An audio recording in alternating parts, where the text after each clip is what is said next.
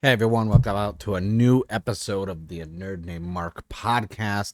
A little cold open. I'm just finished editing the whole entire episode and I realized I never did the intro and outro.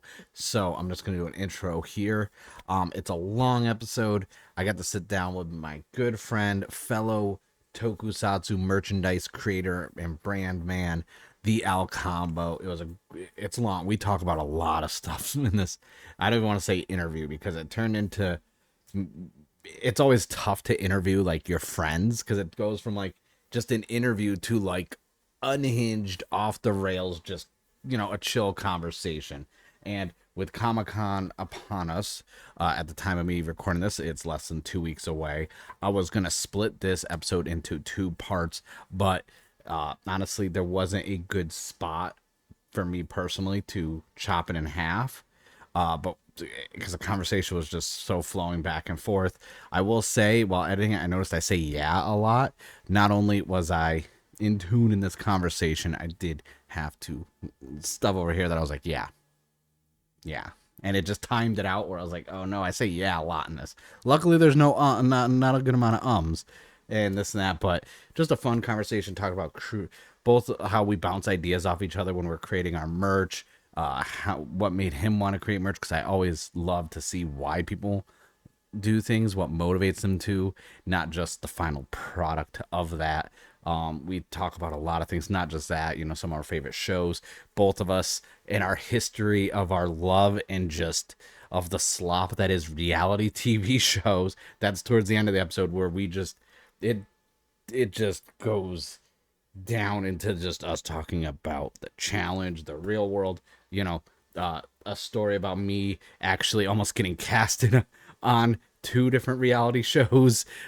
Just a lot of, it's such a fun episode. A lot of great, I know, like, that's what I'm warning you guys. It's a long, it's like one of the longest ones I've done besides having Stickosaurus and K20 Customs when we talk about WrestleMania and go over that card.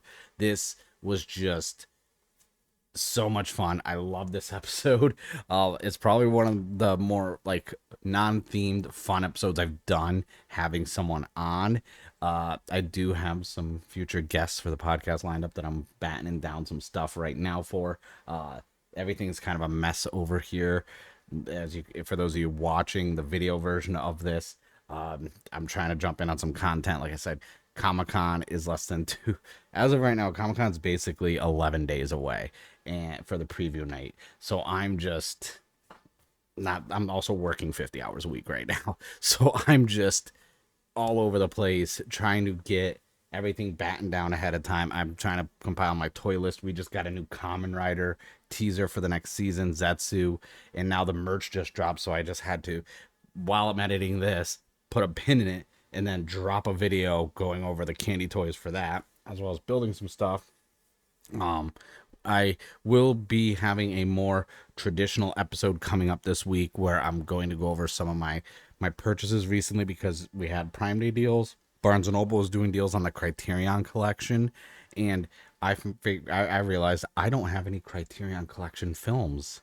As a movie buff and a collector of physical media, like I don't have anything from the Criterion collection, but now I do. So I'm really looking forward to doing that episode. It's going to be a very physical media and comic heavy episode. And then we're going to go to Comic Con, and then I have some guests lined up for some podcasts coming out, towards the end of July, maybe even into August. So be on the lookout for that. But yeah, sit back, enjoy.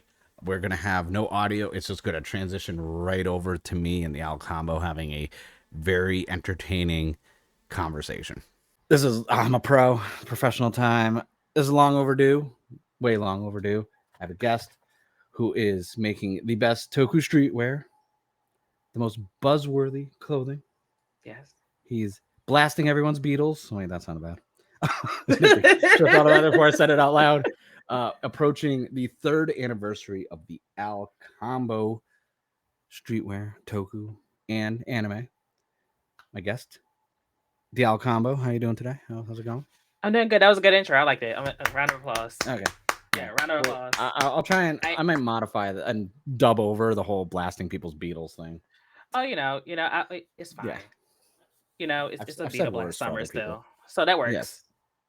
I Yeah, know. so it Speaking works. of, So before we get into the original, no one ever talks about Big Bad Beetleborgs or Bee Fighter. Why? What made you pick Bee Fighter and Beetleborgs? Because like I'm a fan. I remember with kids, I still got some of the VHSs, but like I swear no one was talking about it. And then I don't know, you're like, look at this merch last year for Beetle last summer. And I'm like, now everyone's talking about Beetleborgs. yeah, I don't know if I'll say I'll start the trend of it, but You can. but I don't know. But I was always a big fan of Beetleborgs growing up.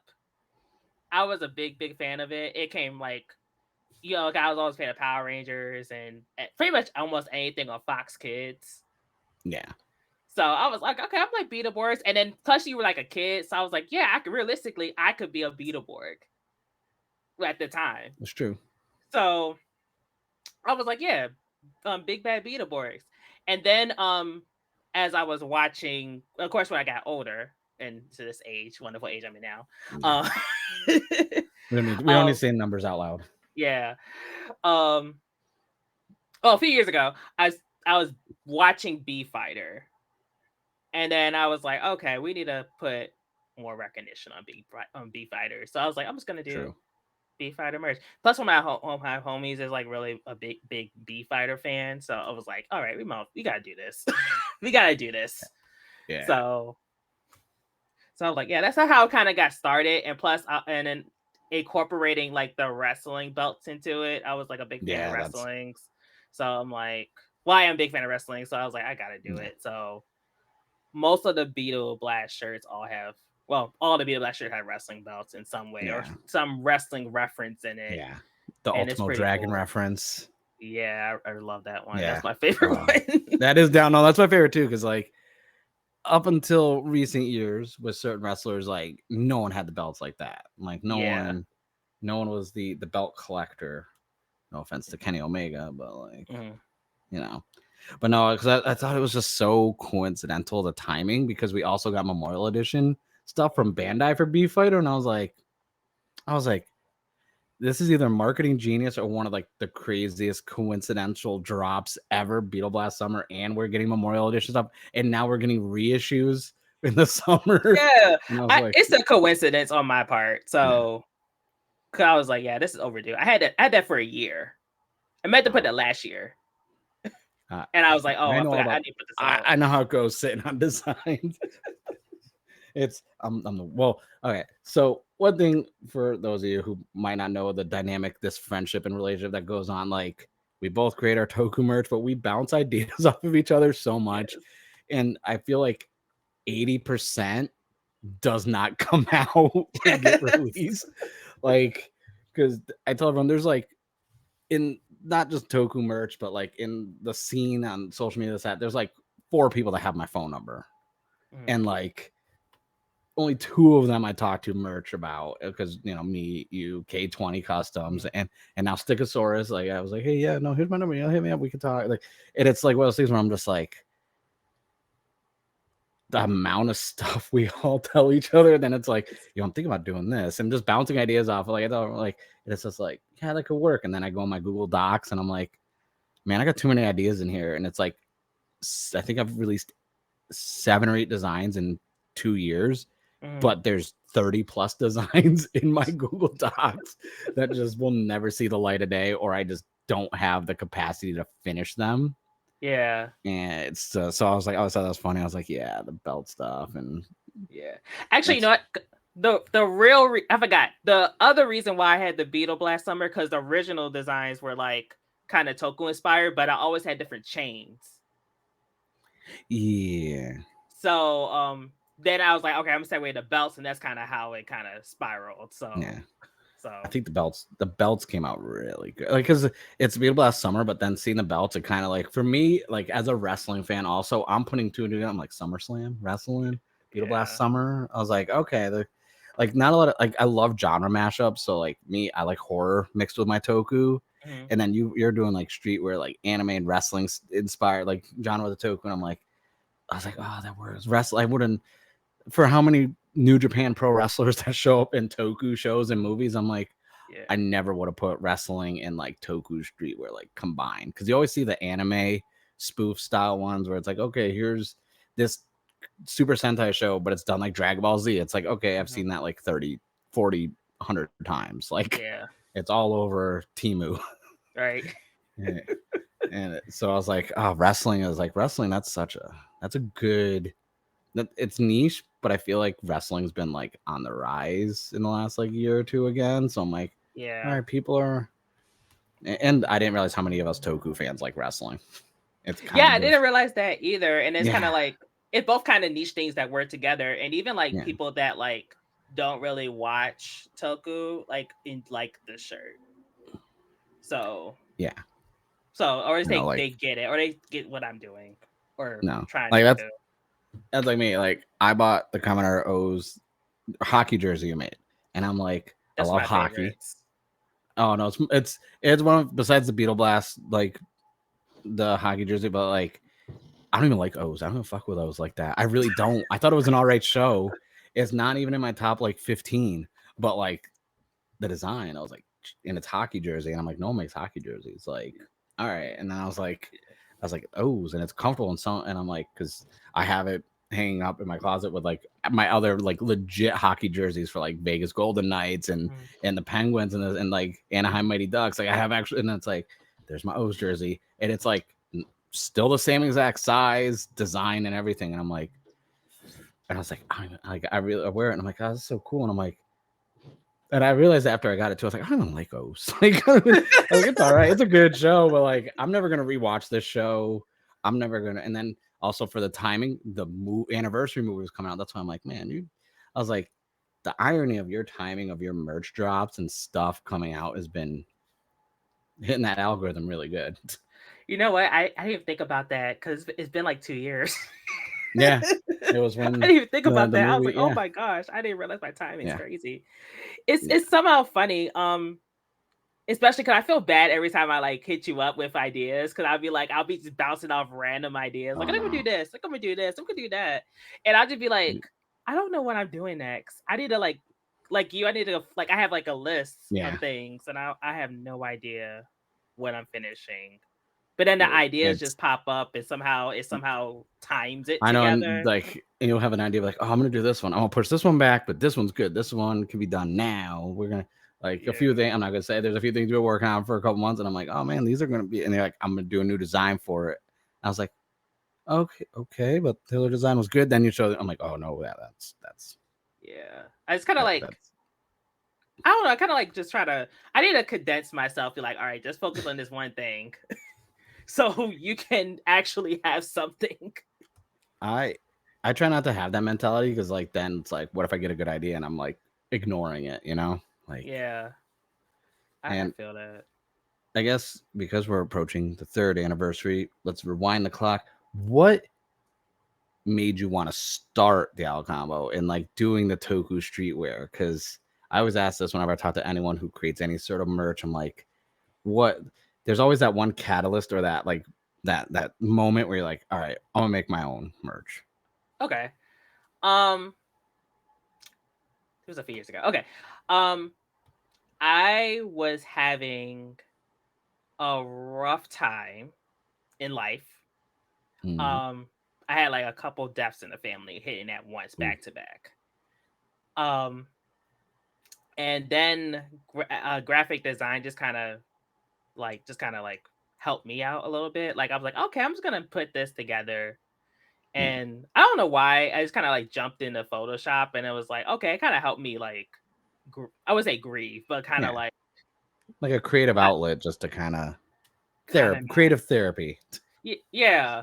And then I was like, I don't have any Power Ranger like Power Ranger S shirts. I don't have Yeah, any of the type. I don't really have any type of shirts like that. So I was like, I'm just gonna make one. I'm just gonna make one. And that's kind of how it started. It started with like the Jungle Fury Bloody War mashup. yeah. Oh, And it kind of just went on from there. Like just I was really liking mashing up everything. yeah. So it spiraled from there. and then it just kind of like evolved. And my friend, I don't know if I want to say his real name, but but I don't know if I would say his real name. Sorry, I don't know if you're on the internet, um, but my friend said I should do like jerseys, and I was like, why not? I'll do some research. Yeah. So really, the ANNM started because I like mashing up things. I was mashing up like almost anything I could, just Yeah. off the sake of, just for the because I could. Yeah. And I feel like, especially like you picking Bloody Roar, also like you're not picking like the main number one thing everyone else like. When's the last time you saw a Bloody Roar t-shirt? Like, Yeah, never. at all? Because like that's one thing with mashups. It's like, man, like it's easy to fall into like the tropes. Like what's popular right now? Okay, One Piece and Naruto and Dragon Ball. It's like, Yeah, okay, it's easy to mash up with those. you see like Gokaiger with One Piece, or like, Yeah. I I mean mean that's like the given, not that's the low hanging fruit. anybody I'm like, that that's did too it, but easy. It's like, yeah, no. I try to think of things that are like out of the box. If I mean, I try to, I try to think of things out of the No, box, yeah. but That I'm the same way because like, so the counterpoint with like me when I was gonna do the merch, like, I'm gonna get a lot of hate for this. I'm gonna name a brand Bandai. All right. So Bandai's trying to make all their Toku stuff on Amazon, their shirts and stuff, like right before Geats and this and that. They're like, oh man, we're gonna do official licensed, merch and this and that. And then I go and I look, and for $30 on a t-shirt, you get a black t-shirt with just the Geats ID core big off center. And I'm like, that's $30. I was like, that, and I literally was like, that's trash. Like, that is horrible. I was like, Buff is a zombie, right? Or why don't you do like a zombie shirt for him? And then I'm like, Night of the Living Dead's one of my favorite movies. And I had like this big collector's edition that I bought from FYE because they were closing down. So they clearanced everything. And I was like, it was like $129 down to 20. I was like, yeah, let me get that. And I looked at the cover. I was like, what if that was like a Geats poster with Buff as a zombie to spoof it? And I was like, that worked. I'm not that smart of a person. You're telling me no one else ever thought of like, hey, he's a zombie. Why don't we do a zombie poster for him? Like, that's a no-brainer. So then I was like, I was just more or less, I hated the lazy merch that was being released officially licensed because and like the same ID core hoodie, $60 on a pullover black hoodie with just a purple ID core. And I'm like, that is an iron-on. And I know because I bought one of the t-shirts just to see the quality of it. And that it was like the shirt was loose, but the ID core was like that thick, so it didn't even like move with it. It was almost crunchy, and I was like, that is not worth $30. Yeah, I was like, that is it was. That's the way I can describe it. And I was like, that is. I actually returned it to Amazon. I was like, and like my review was like 1 star, poor quality. Like, give me my $30 back. Dang. And because it is like we don't get. Even now, I feel like we get some good stuff, like in general for all fandoms, but like we don't get a lot of good licensed IP merch. Or it's all the same stuff. It's always t-shirts and pullover hoodies. There's no tank tops. There's no hockey jerseys. There's no Muay Thai shorts. Like there's nothing because you're still on Hinge for releasing those. I never seen like those came out so good. I told you before, but those shorts gave me PTSD till this day. I know you were very relieved I was when so it came upset. out, but up until then, yeah, I was like, oh, you could do them again. I'm never doing those again. Yeah. I'm surprised no one ever did them. Like I'm like really surprised no one ever did that. Like the Muay Thai shirts with like Geki Rage. I'm like, oh, why nobody did that? Like, what's going on? Yeah, that's what I'm saying. Like from a merch standpoint, it's like we're not breaking the mold, but it's like, it's kind of like a lot of stuff is like obvious, like, hey, this stuff sells. Like, why is no one? And these are big corporations with money that could easily, and they're just like, no. I'm like, all right. But I do want that B Fighter work shirt they put in that little pop-up shop. So if someone knows how to get that, let me know, please. Is that the pop-up they're doing in Japan? They're doing the pop-ups? I think because so. Like they sometimes do pop-ups in other countries too, so I wasn't sure. I can make a look for that because like I've been very good at obtaining things from Japan in the last couple of years. Yeah, I'm like, I will not trying to pay those imports. I'm kind of mad I didn't think of it, but I was like, not really, but I was like, I Yeah. need that. I need that as a work shirt. Yeah. I know. So yeah, 3 years we did that. Yeah. And it's That's why I don't take notes. I'm like, yeah. But I really can't believe it's been 3 years since I first started it. Like I still feel like yeah, I I started know. it like yesterday. And like Yeah. it starts to blur together. Like I'm like, dang, I didn't really think of like I remember the first day I launched, like actually like officially launch, Yeah. and I got like a whole like panic attack. Like my anxiety immediately went Yeah. up when I hit launch. And I was just like walking around in circles for like Yeah. like I don't know why. I was just like I Just just pressed launch. manic pacing episode. You're just like, Yeah, I was just walking in circles, like, oh yep. my gosh. But and then somehow it's 3 years and You know, still it's moving. it's always funny because like I don't think I told you this story, but whenever like when I had K20 on everyone else, I was like to like be like, hey, let me tell you how I found your account. Like, let me tell you how I found you on social media. So Yeah. I just remember it was shortly after you launched, and like seeing the retweets and this and that, and then I'm like, and I didn't follow a lot of Toku people at the time, and then I'm seeing like the bloody all these shirts, and I'm like, and then I see like K20 retweeting it, Brick, everything, and I'm like, what is? I was like, what is this TheALCombo? And then like I started following the account. I was like, oh man, because I was doing research at the time to like do my own merch, and like I was like, okay, I can't hit up K20 because he's making patches. He didn't start doing shirts yet, so I'm like, well, okay, let me look at like what people are doing for like shirts, like because I don't know, I never know how to design the logo, how big to make it on a shirt. Because like I personally don't like shirts where the logo starts right under the collar and goes all the way to the bottom of the shirt, because sometimes like, man, I might want to wear it like to work underneath my button up, so I have to tuck it in. Like I'm not Okay, I trying get to. that. Yeah. It's funny So because I just I'll did be mine like, like all that. right, But yeah.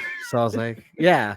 So I'm like, all right, like I'm and I don't wear a lot of like baggy t-shirts, so I was like, I'm always like, well, what if I make the design too small? So I started like researching, and I was like, look at your shirt. I'm like, okay, that's how I can size stuff on shirts. Little did I know, I did not know you were actually getting manufacturing for these. Like I am lazy. I don't have to, I hate doing research. So I'm like, print on demand sounds good. Like I don't get as much options. Can't yeah. customize as much, but yeah. So I found your account because like everyone was like, because in the time frame too, I don't think anyone at that point was really doing. There's stuff on like Etsy, but no one was on like social media. And you were doing like little promo videos, like little promotional like videos and stuff. Like you have always had like this production value to the marketing behind it. Oh, And thank I'm like, you. yeah, like even now, like their most recent teaser to the announcement for year 3, and I'm like, oh shit! I was like, man, I was like, that's neat. Even I had to steal that because I did one. I was like, let me do one real quick. I was like, let me put a little Tony Todd in there from Night of Living Dead. I'm like, I'm probably gonna get hit with like a copyright or a cease and desist. I don't know, but I'm gonna put this little clip from Night of Living Dead in there. I'm probably like sneaking in there and use some Toei music. And I was like, oh, they're gonna Oh come yeah, you're after gonna me get copyright. Yeah. because oh yeah, no, it's still fine. Like it's been a year and a half. It's almost 2 years. I'm shocked it's still fine. Like Nice. I'm shocked I haven't gotten in trouble because I saw you doing stuff like that, and I was like, oh, I gotta imitate that. And then I'm like, okay, what app is he using? Let me see. Is he using CapCut? Is he using like what? He's got. There's some phone app where he's doing a shirt with little backgrounds. I'm like, all right, I can figure this out. Like, let me Google it because I'm like, I'm gonna steal the secrets without asking for the secrets. It's like when people start releasing like, oh, here's how you make Burger King's like Big Mac sauce, and this I'm like, no, I'm gonna find a recipe on myself. So Yeah, it's you like got to reverse I engineer started, it, yeah, like your plank what I was bag. doing because I see a lot of people like we can talk about the marketing side of things because I feel like marketing is like also like 80% of the work. Like besides just designing it, like you have to market it so that when you release it, you get your sales. Like, did you like when it comes to marketing? You have a balance where it's not spammy because I know a lot of like you can see on social media people release merch, it's very spammy feeling, Okay. but you pace it out right for what you do. Like you do a little teaser that'll simmer for a bit, a little retweet here and there, but you're not posting it constantly. Do you, when you're going to your marketing, every time you drop a design or a wave, depending on how people want to call them, like when do you start marketing it and figuring out how you're going to start promoting it? Are you doing that while you're still designing it, or you wait until you know it can be released? Oh, that's a good question. It's a mix of both. It depends on what it is. The recent 3rd-year anniversary is still being worked on when this comes out. It's still worked on. I'm still deciding. Yeah. It depends on what it is for me personally. Sometimes it's still being worked on, like I'm getting close to finishing, or like getting close to almost finishing. Yeah. So I can just like tease it. But I wouldn't like drop anything until like I went through my whole like sample phase, watch test, all that fun stuff. It really depends on what it is, because like things like Beetle Blast Summer, that was a whole like catchy name. That was a and lot. Everything. There was that was, because you dropped stickers for it. You had like, I had the even though it wasn't. I feel like I saw it like not just IG, but like on Twitter or X or whatever. Like, but it was like you weren't posting. It's just people were getting hyped up for it because of the promotional style. Like that's why I'm like, you build. That's why it's buzzworthy. Like you get the buzz around it in the tweet, and I'm like, okay, because like I couldn't tell you, like I didn't know when the Beetle Blast, like those shirts were dropping, but there was never a day where I wasn't gonna figure it out because I constantly would see it pop. I'm like, oh, but like I said, it wasn't spammy. This is like other people hyping it up, then you coming through retweeting it, and then at one point I realized you had 2 accounts because you had a personal account, and I didn't. Yeah, I had to separate I was like, it. I was just like, okay, TheALCombo, and I'm like, who is this other person? Like they're retweeting at the same, and then I'm like, oh, we guys. I was like, that's the personal account. My dumbass thought it was like 2 different people. I'm not gonna lie. Oh no, I think that that's not the first time. Someone told me they thought that was 2 different people too. I mean, it's no secret. I'm sponsored by edible companies, so for me to not realize things is kind of on brand. I'm not on them right now, but I will be after we record. But no, it really depends. And luckily, I had good people to vouch. Like they had, like I usually share them with my friends first to get like feedback. So I can like they'll let me know if this is trash or not. So, like, nah, that don't work. Yeah, like this ain't gonna work. Or maybe you should try this, or maybe you should try that. And luckily, it worked out pretty great, because I get tired of hype, like just kind of retweeting it. Yeah. So I'll try to give it like maybe like 3 days max before I'm like I'll call it and I'll make a new post or something. I'm notorious for like unretweeting it and then waiting a day or two, then retweeting it again. Yeah. I'm like, let me unretweet it. And like, I don't want to retweet a retweet. Let me just wait a bit. Yeah. Bookmark it to go back to it. Right. I didn't even use IG until I started this. So I had to figure that app out. TikTok was the one that was kind of like I kind of got tired of it. Yeah. That's because I had to record a video. I'm like, oh my god. Well, we were talking about it, like before TikTok got shut down the first time. I looked into it and like, man, I was this close to putting the merch on TikTok because they do print on demand. They do. And I was like, I was addicted to those number of views. And I'm like, oh, the follower count's low, but the views. And I was like, even if 10% of the views click on that, I was like, that's still. And then I was like, no. I was like, it got shut down. Then I lost all motivation because the TikTok algorithm, like from a merchandise promoting standpoint, that's all it is now on there. Yeah, it's like QVC. Shop. Yeah, basically, it's cute. For those young listeners, QVC, it's still around, but it's not. No one talks about it. It's basically the home shopping network, and 24/7 you can call in and buy. My aunt, I talked to 2 days ago. Bless her heart, she's 72 years old. She was telling me how she bought some air fryer thing on the home shopping network, and I'm like, oh. And then she told me which one it was. I'm like, yeah, that's on Amazon for half the price. Like, you don't need to use the home shopping network anymore. Oh. Who phones in on ordering things anymore? Oh my gosh. That's a little side tangent because I thought that was like hilarious because I forgot QVC was even a thing because I don't even watch cable. And then she brought it up, and then you just brought it up. I'm like, oh man. Yeah. I remember trying to get the CD collections on there. Get the whole set. I need that 80s R&B collection for 1995. They were playing those the commercials back in the day, like on rotation. Yeah. So, but no, because I I see the appeal of the TikToks. Like I see your stuff on TikTok. I dabble on there, not as much, and it's just like there's too many social media platforms. That's why I was like, I see more of your stuff like on X or Twitter. I don't know what to call it anymore. I really I'll don't. just call it Twitter because no one really. Yeah, It's got to be like the weirdest rebrand in like history because it's like how TNA. Yeah, it's kind of like how TNA was like Impact Wrestling, but everybody still call it TNA, or like how it was like was it Global Force Wrestling or something? Yeah, so it's like no one really called it that. Like we just still call it TNA, and they went back. So it's kind of like, all right, good luck to y'all. My God, that was the most non-wrestling promotion ever. I forgot Cody was a champ there. Yeah, and he like unified the titles with TNA. I was like, I forgot you were in that. I was like, there's Guile as a champion because he's Guile now in Street Fighter as of today of recording this, and so him and Roman are gonna face off in the movie next. Yes, this is crazy. That's a weird timeline. Weirdest timeline for movies and wrestling.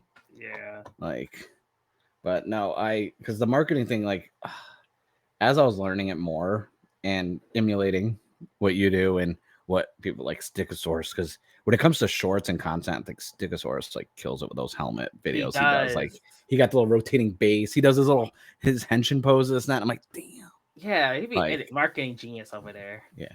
I might send it to you directly. I'll put it on my phone. I have it on one of my hard drives. I did something similar to that for the Buffa shirt because I have every Heisei and Reiwa belt for Kamen Rider. I did a whole like henshin thing with the Buffa thing where it was that then it was like just a shirt, and I'm like looking, I'm like, that's stupid because I don't have the helmet. Like I was like, I should have the helmet to go with this. This makes no sense to me.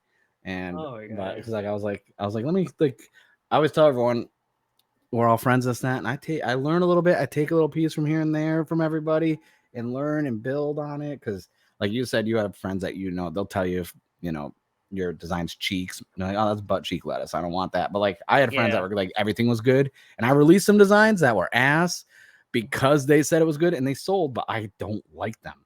Like I did a Full House spoof of full bottles from Build. I hate that design so much, but I love spoofing 90s TV shows. And I hate that design, but it was one of my best selling shirts. And I hate that it was because I hate that design so much. And everyone gassed it up like, oh, that's great. You got to release it. Release it in like 10 different colors. I'm like, okay. No. That's why you gotta like. That's why for me, you gotta like it to release it. Like if I don't like it, I'm not gonna release it.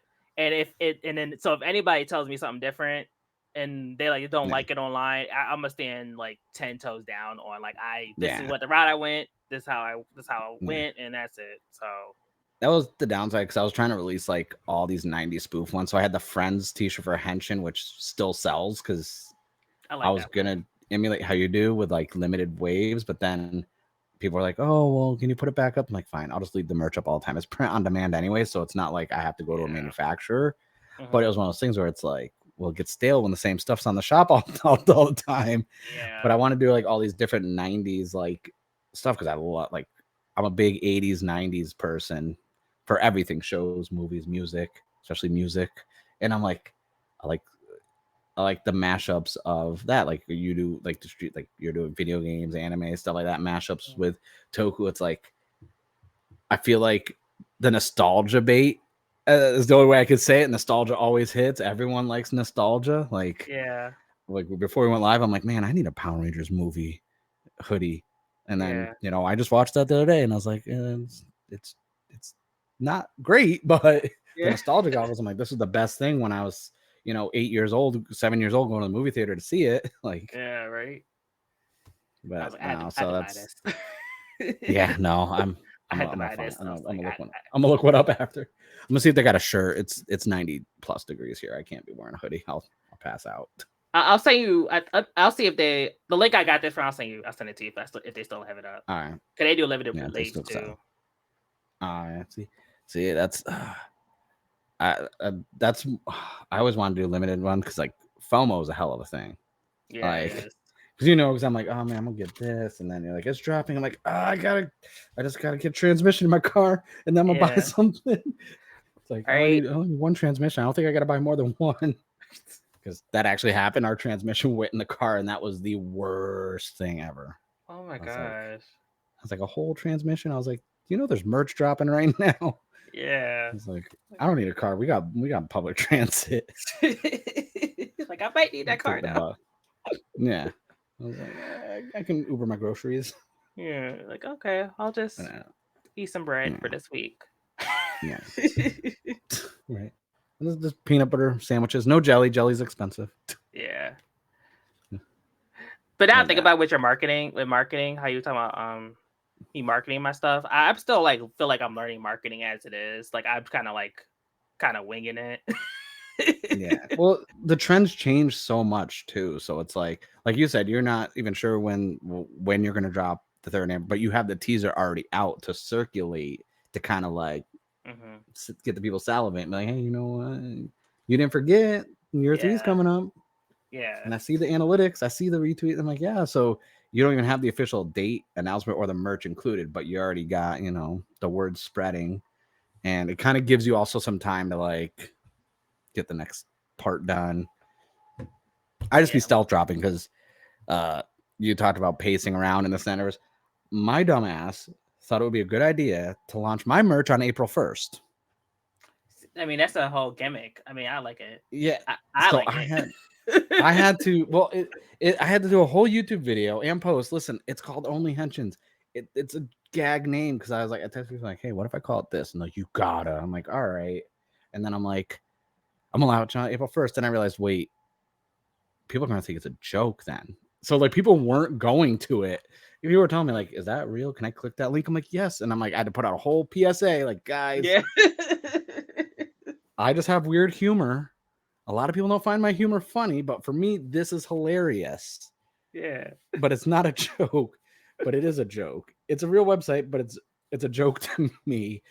But I'm taking it serious. If this is confusing right now, I'm sorry, but it's a real website, it's real merch, but at the same time, it's hilarious to me and it's a joke. So yeah, so I was like stressing the night before because I was like, oh my god. I was like, and then I saw the push notifications of people buying merch, and I'm like, and then I kind of like the first sale, like, I'm gonna ask you before I answer, how was it getting that first? Because you also, for those who don't know, you do pre-orders ahead of time, which I think is smart. So that way and you allow customization, which, like I said, I don't know anyone else who's doing Toku merch that not only allows customization, but is doing jerseys, Muay Thai shorts, video production, like.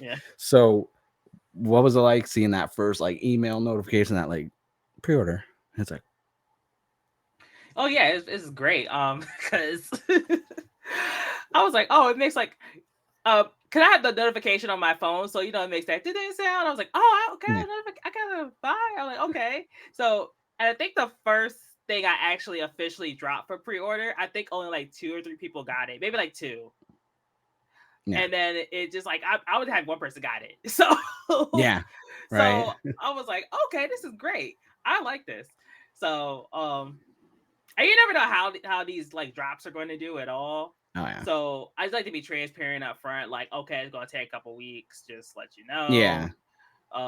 Especially with the customized jerseys, because I was like, okay, I gotta make sure the letters look right and everything, and it's not too much training on me, but and I can't do them all the time. So it's like you missed out. You really missed out. So yeah. So yeah. So it's a good feeling. If I don't think about how it's gonna do. Yeah. I stress up until something comes out. I'm just like, man, like, but then again, I'm like, if I get one, like so I use Fourth Wall and they have an app. And if you make a purchase on there, it notifies me on the app on my phone and I can send a personalized like vertical with my phone. It's like send a thank you message. It turns on my front camera and you hit record and I can send a 1-minute message to each person. And so like first couple orders. Sent me one. Yeah. The first couple orders, man, I was sitting there like, oh my God, like seeing like the order size and this and that. And I'm like, man, all right, let me try and like, I'm sitting there composing myself. Like, let me try and thank them without crying, without being emotional about it. Cause like, that's like one of those things where it's like, it took me a bit, like from wanting to do it to actually starting it. There was a 2-year, like, should I don't know. Should I? It sounds stupid. Maybe I should. Like, so for you, what from point of I'm gonna start, I want to do this, like when you did, the Power Ranger shirt you wanted, to being like, oh, I could do the ALCombo. What was that time frame like for you? Oh, okay.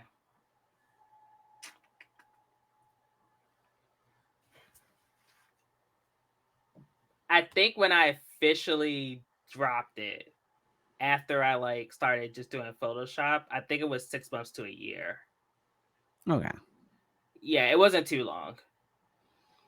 It doesn't sound like it's too long, but it, like, from the standpoint of like, I understand the stress behind it. That 6 months to a year still feels like, 2 years. Yeah, at this point, and it was definitely during like COVID. So, and I was using print Yeah. on demand too.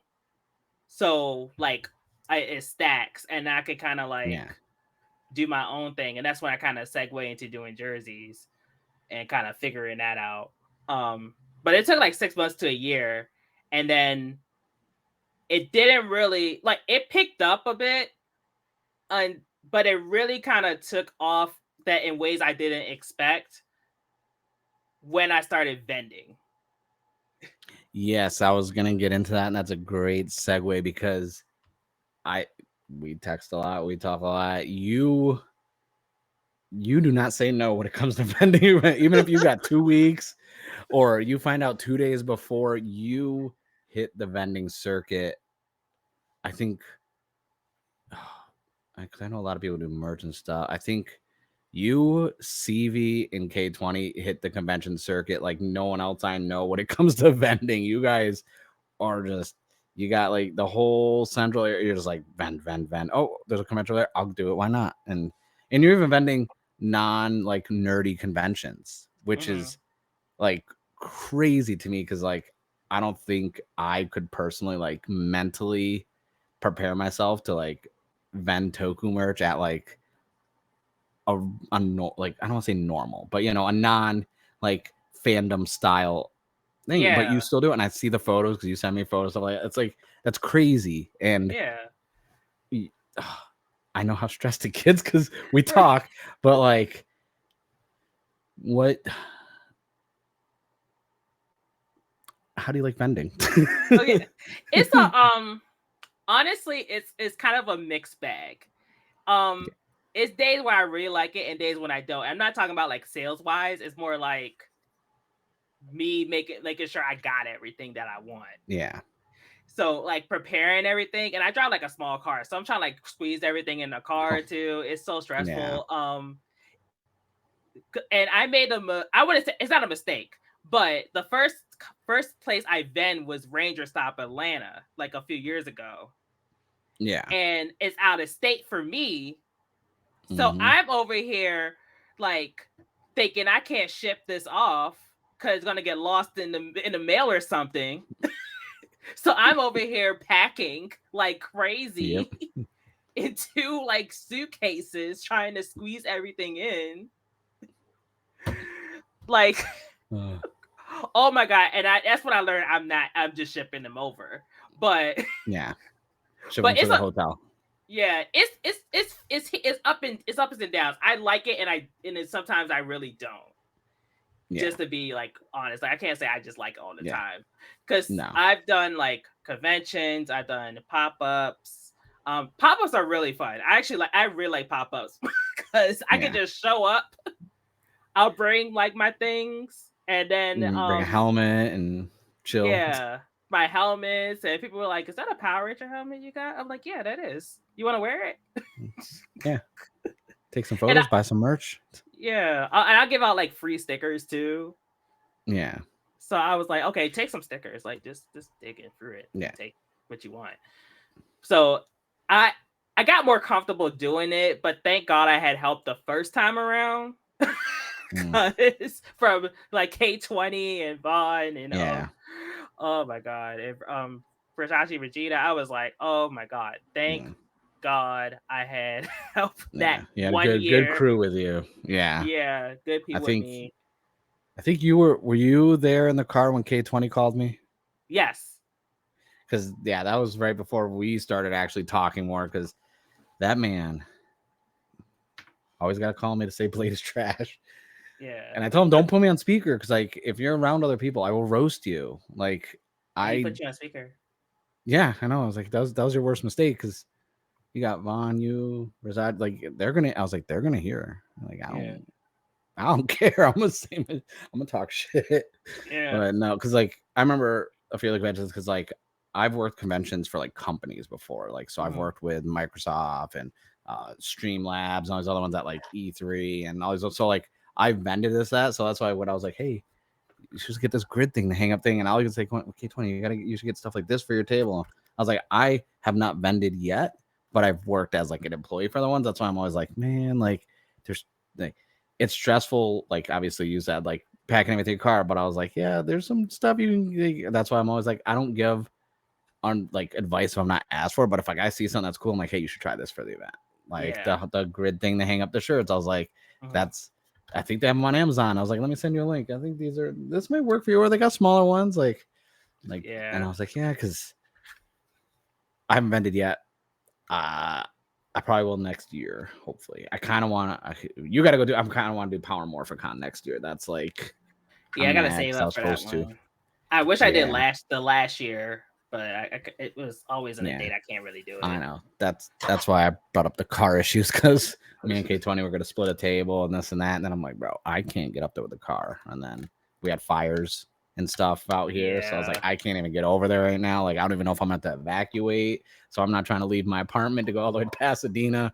That's like an hour and 45 minutes away, and like I got pets, and then like I can't get back if there's a fire, so I was like, I gotta kind of put that first, but I was like, I want to vend like a Power Ranger type convention or something because like I see your post K20, like it looks like it's stress. Like I know it could be stressful, but it's like one of those things that's like from kind of like how when you say how you feel when you get those first couple sales, but like there's got to be some sort of like rush when like strangers at a convention walk up and like go, oh, like like that's the great feeling.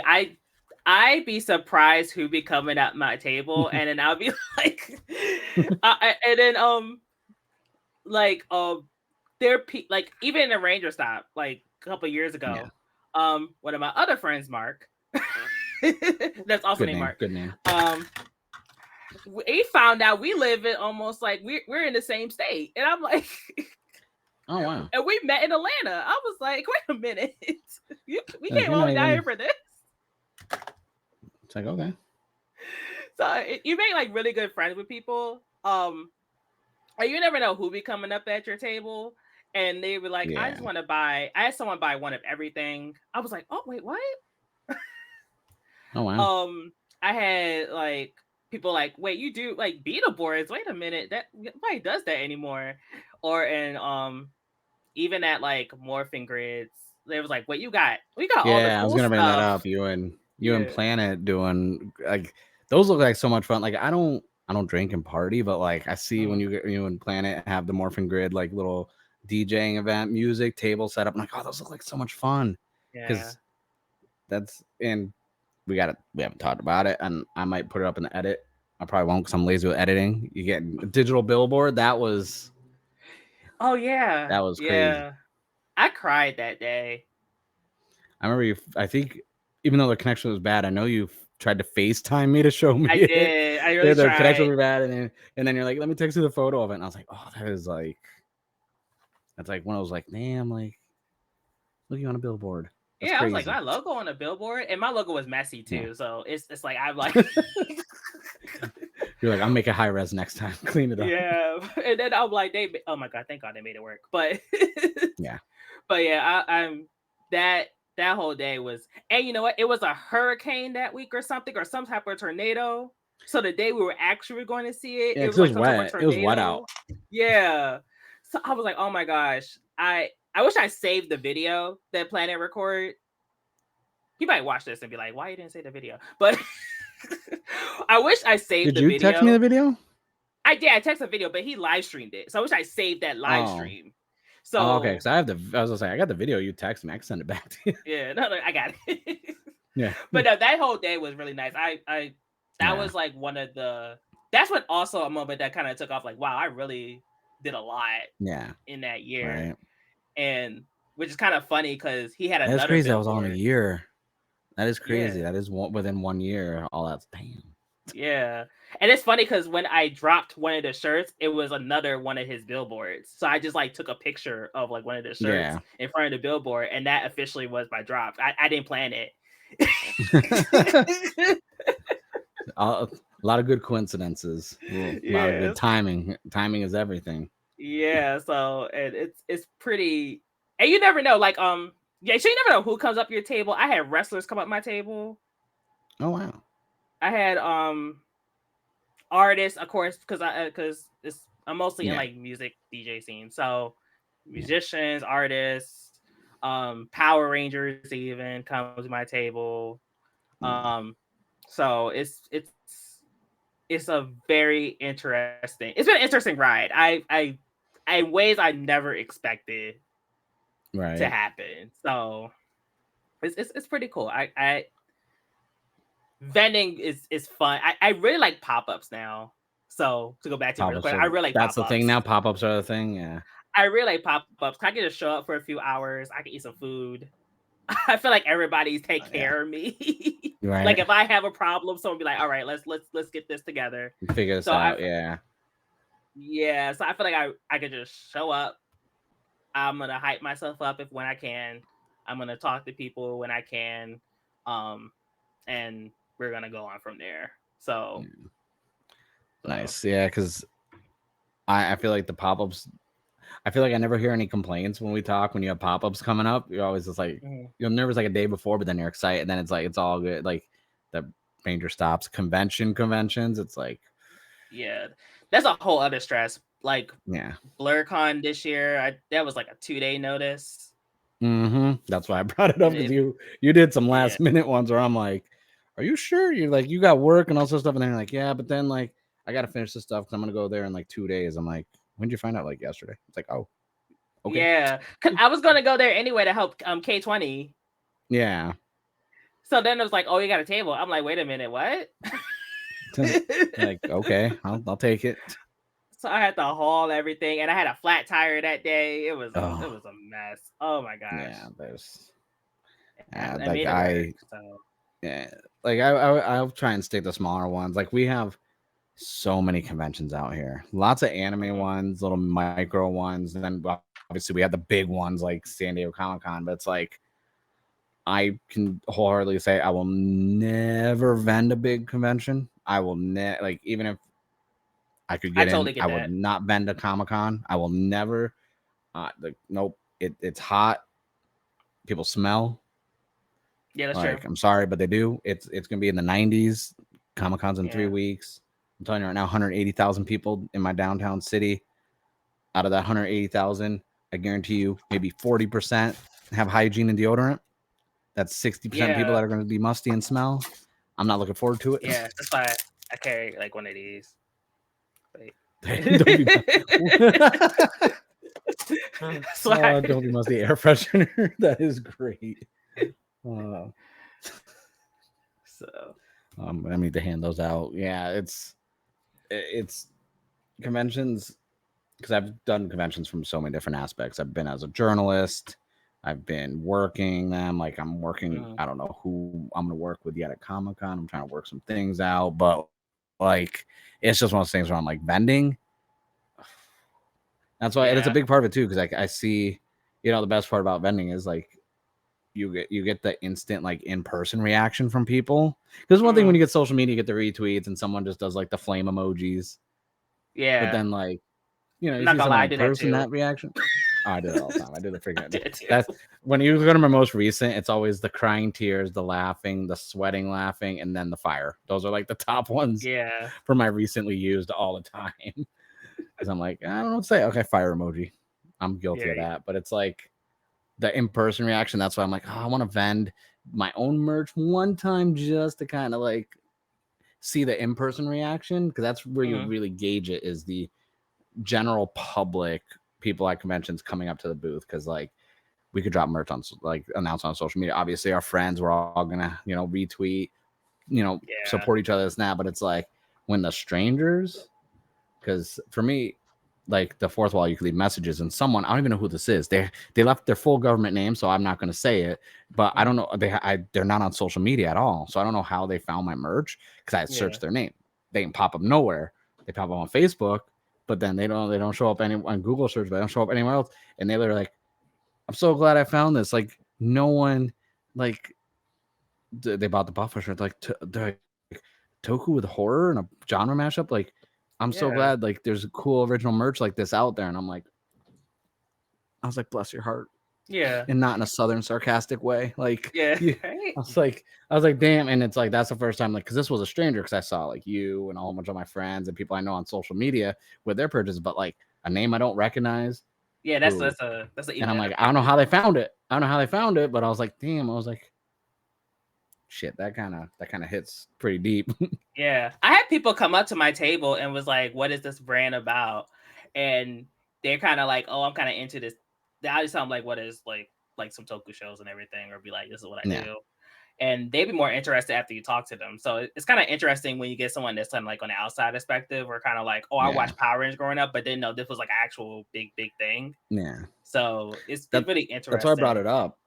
Because you do some pop-ups that aren't nerd related. And then I'm Uh-huh. like, and you'll tell me like how it went and this that, and I'm like, and in my head, like I'll be like, oh, that's crazy, because it is, because it's like you wouldn't think going to like a pop up that has nothing to do with our fandoms, and people are like, yo, let me get that shirt. That's a neat shirt. Let me get that. Or oh, I Yeah. remember Power Rangers. Like, let me get that. And it's like the nostalgia works.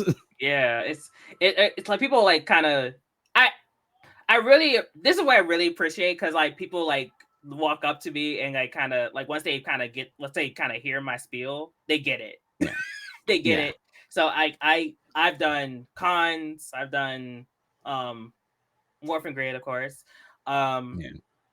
pop-ups. I did a pop-up outside of a dispensary. I remember Um that one. yeah. I was like, Um that's a good show, right? That's a good pop up. I was like, I yeah. would have went.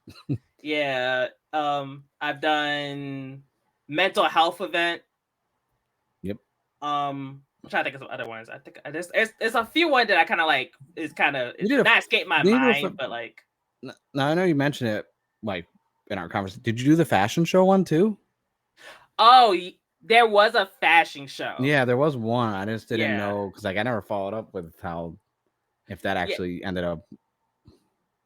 There was one where it was a fashion show that went pretty good. Yeah, Yeah, that was pretty fun. But I wanted to be in the fashion show. Not me, but I wanted to have my clothes in the fashion show. Not in that yeah. one, but I was trying to get You just that have happening, but that models with a wasn't. Beetle Blast jersey with the freaking helmet on, just walking. Yeah, that didn't work out, but That- I'll get there one day maybe.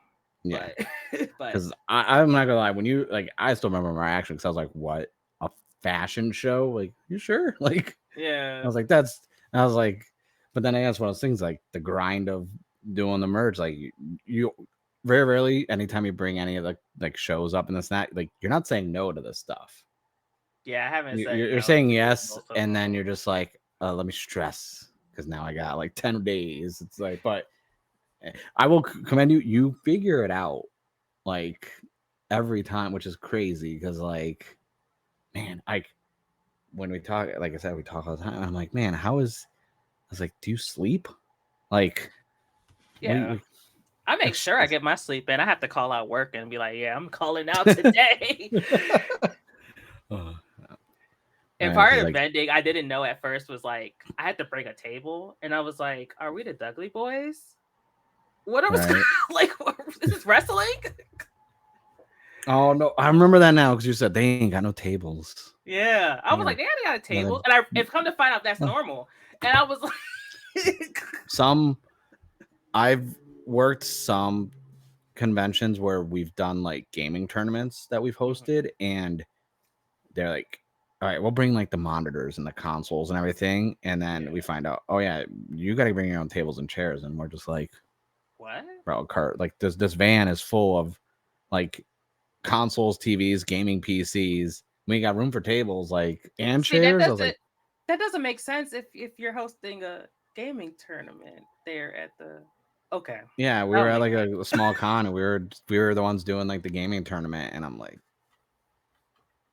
I don't know what we're gonna do. Right. So next thing you know, we're like, all right, where's the nearest, like, where's the Ocean State job lot at? Because we know they got them fold out plastic picnic tables, the 9-foot ones. And so I was like, yeah, okay, I found an Ocean State job lot. I was like, or big lots. I'm like, all right, let's go. Those things, they're $14.99 each. Let's get a couple of those and some cheap tablecloths. Right. Yeah, I was like, no table. You're not gonna like. I didn't know that either at first. I had to bring a tablecloth too. I was like, wait, what? Yeah, I know. I have that the side of like conventions that I like is designing how I'm gonna have the table set up, because we thought about it. I'm like, yo, what if I put a TV and we do like battle for the grid tournaments on the side, and then I'm gonna have this, and like, oh, I was like, I have a gachapon machine with nothing in it, because I'm like, yo, I'm gonna do a gachapon machine, and like you do it, you might get a prize in it, or like, and then I go and I see, no disrespect, these fuckers over at Toku Collectibles now got a gachapon machine when they go to conventions, and I'm like, I know, but I'm like, yeah, they got the whole gacha machine. I was like, I tweeted that I was gonna have a gachapon machine, because I also bought a gachapon backpack from Bandai when they released it. I got it still in the box in my closet, because I was gonna wear the little gachapon backpack. I was like, yeah, we'll wear it to this little thing, because I was like, if I go to a convention but I don't have a table, I'm gonna promote myself at least. So I'll be like, yo, and be like, have some stickers in there, this and that, business cards. That was my plan for Power Morphicon if I didn't get a table. I'm like, yeah, go ahead, spin the gachapon in the back. You might get a little like candy toy prize, and then inside each one I was gonna put like a little like only Henshin's QR code in there for the merch with 10% off or 15% off for free shipping. And I was like, that's a great idea. And I was like, yeah, what if? And then all of a sudden, as much as I Toku Collectibles enjoyable bunch, they have gachapon machines now. So I'm like, I can't do that. I mean, I have a Planko machine now. No, I'm have a Planko machine now. That's next. I already looked it up. I don't want to do the prize wheel. I don't want to do. I'm like, nope. Good old Planko. Slide the little Pocky Puck down there, whatever it lands on, or the Yoden dude from Price is Right. You gotta bring like a Bop It or something. Dude, I think I will like point. Well, I texted you and I text K20 whenever like we were gonna do Power Morphicon. I'm like, what if I do? Like, I'm like throwing out ideas, like tons of stuff, and I'm like, I gotta like have the table first before I decide I'm gonna do all this other extra shit. And like, I was like, no, because like one of my favorite ones is you're at a convention, you had your table set up, and then K20 was there, and then you had Planet playing music, and I was like, bro, he brought a DJ to the table. I was like, that is, nope, can't top that. That's you got a private DJ. Like, I know. That's how you do it. Oh my gosh, yes, that. Oh my gosh, yes, that was great. I didn't, because can I tell you how I met Planet? Yeah, I was actually going to ask you, because I wanted to go into the whole Morphin Grid radio stuff, because I think that is such a cool collaborative idea. And like I said, it's one of those things like you see it after it happens, and you're like, light bulb, like duh, like, but then you realize, well, no one else is doing that. But it's like, it's one of those, why wouldn't more people be doing this? Yeah. Okay, so how I met Planet from my memory. Oh no, sorry. Your perspective. Yeah. He had an event. No, sorry. His other sponsor, he had a sponsor for the Morphin Grid, like season 1. Yeah. 443 Gaming. They're really cool people. Really cool. They had a Pokemon. They had like a Pokemon thing. I somehow hit his flyer, and then somehow his flyer, like Planet's flyer for it was like a red turbo helmet, and it was like kind of cracked. It was really, really cool looking, and I was like, I'm just gonna share it. Yeah. I'm just gonna share it. I think it was for like it's a Power Chamber one, but that's how I found it. So somehow shared it, and then Planet messaged me like, thanks for sharing, and then somehow we found out we live in the same state. Yeah. And then he has this whole collective called the Morphin Grid, and I was like, they have things like this in Baltimore. You're like, how did I not know never this? know. It's funny because people in this in Maryland, Yeah. you'd be surprised how many like people in DMV area are like Ranger fans. Yeah. Or like somewhere in like the vicinity of like DMV or like Philly. You'd be Yeah. surprised like people you run into. So um so he talked about Morphin Grid, and I was like, okay, I'm gonna come just to see what it's like. Yeah. Just to see, just to get out the house. And Right. it was Something to cool do to on a me. Friday night. Yeah, it was fun to me. He was playing like Kamen Rider Gaim in the back or Gokaiger in the background, like in the bar. It's like a bar Yeah. area. So Yeah. so funny enough, the place that Morphin Grid is got hit by a car. The place got hit Oh, by a car like last week. So now we're like, if you see jeez. crash jokes running around, this is why. Oh. But but but yeah, so Morphin Grid is a collective of DJs. Yeah. Just to explain to people what it is. It's a collection of DJs. It's like a video game dance party type of vibe where you could sit, or you could just be at the bar drinking, or you could just talk to vendors, you could just play video games, or listen to good R&B house music, or just good from great DJs around the Baltimore DMV area. Um, so because it's the like Planet, Ben Banger, Torian, Anti Morgan, Tenshi, those five, and Yeah. I and know of Planet and Ben. Like, yeah. Every time I talk to Ben, I just because his name is Ben Banger, and I had to like yeah. I also want to make a banger pun. No. I mean, I'm just terrible, but terrible making puns. But no, so it's just of those five DJs, and they DJ across Baltimore and various other places. But they're also on their season 3. yeah. I saw because he did Planet posted a video the other day, and I'm like, it's like maybe 2-3 days ago when of us recording this, and like I don't know why, but like when they were zooming in this and that, and I'm sitting there, I'm like, bro, what camera are they using? This is a clean looking video. I was like, what in the world? Like I had to like replay. I was like, Was that the one that okay, looks because like a like rave? yeah, Oh, yeah, that's a DC one. Yeah. yeah, and I was like, okay. I was like, because I remember when he do the lives, you know, on the Twitter live and stuff like that, and the video quality is good, but like this was just like, I was like, Yeah. okay. I was like, we're all upgrading, making things look nice. Yeah. I didn't know they were on a season 3 though already. I thought they were on season 2. Yeah, I joined in season 2. I hopped in and out season 1, not like bending, but I hopped in like just to see, like just to as a someone that wants to go out. Season 1, and then the timing somehow just kind of could like happen, and somehow I hopped on season 2. Like I did one episode of season 1, well, one event on season 1, and then season 2 just kind of happened, and then like, I didn't expect it at all. Planet asked me, and I was like, all right, I'll do it. And then, I like how things are broken up in seasons and this that. Like I like that. That's just like, yeah, it's like you gotta have a season. Yeah. And low key, they say season 3 is the best. I mean, I'm personally biased because I'm on my 3rd season 2, about to be on 3rd season 2 in August. But I'm personally biased. But but yeah, we can be biased. We're allowed to be. Yeah, but that's how it started. With the collaboration Morphin Grid.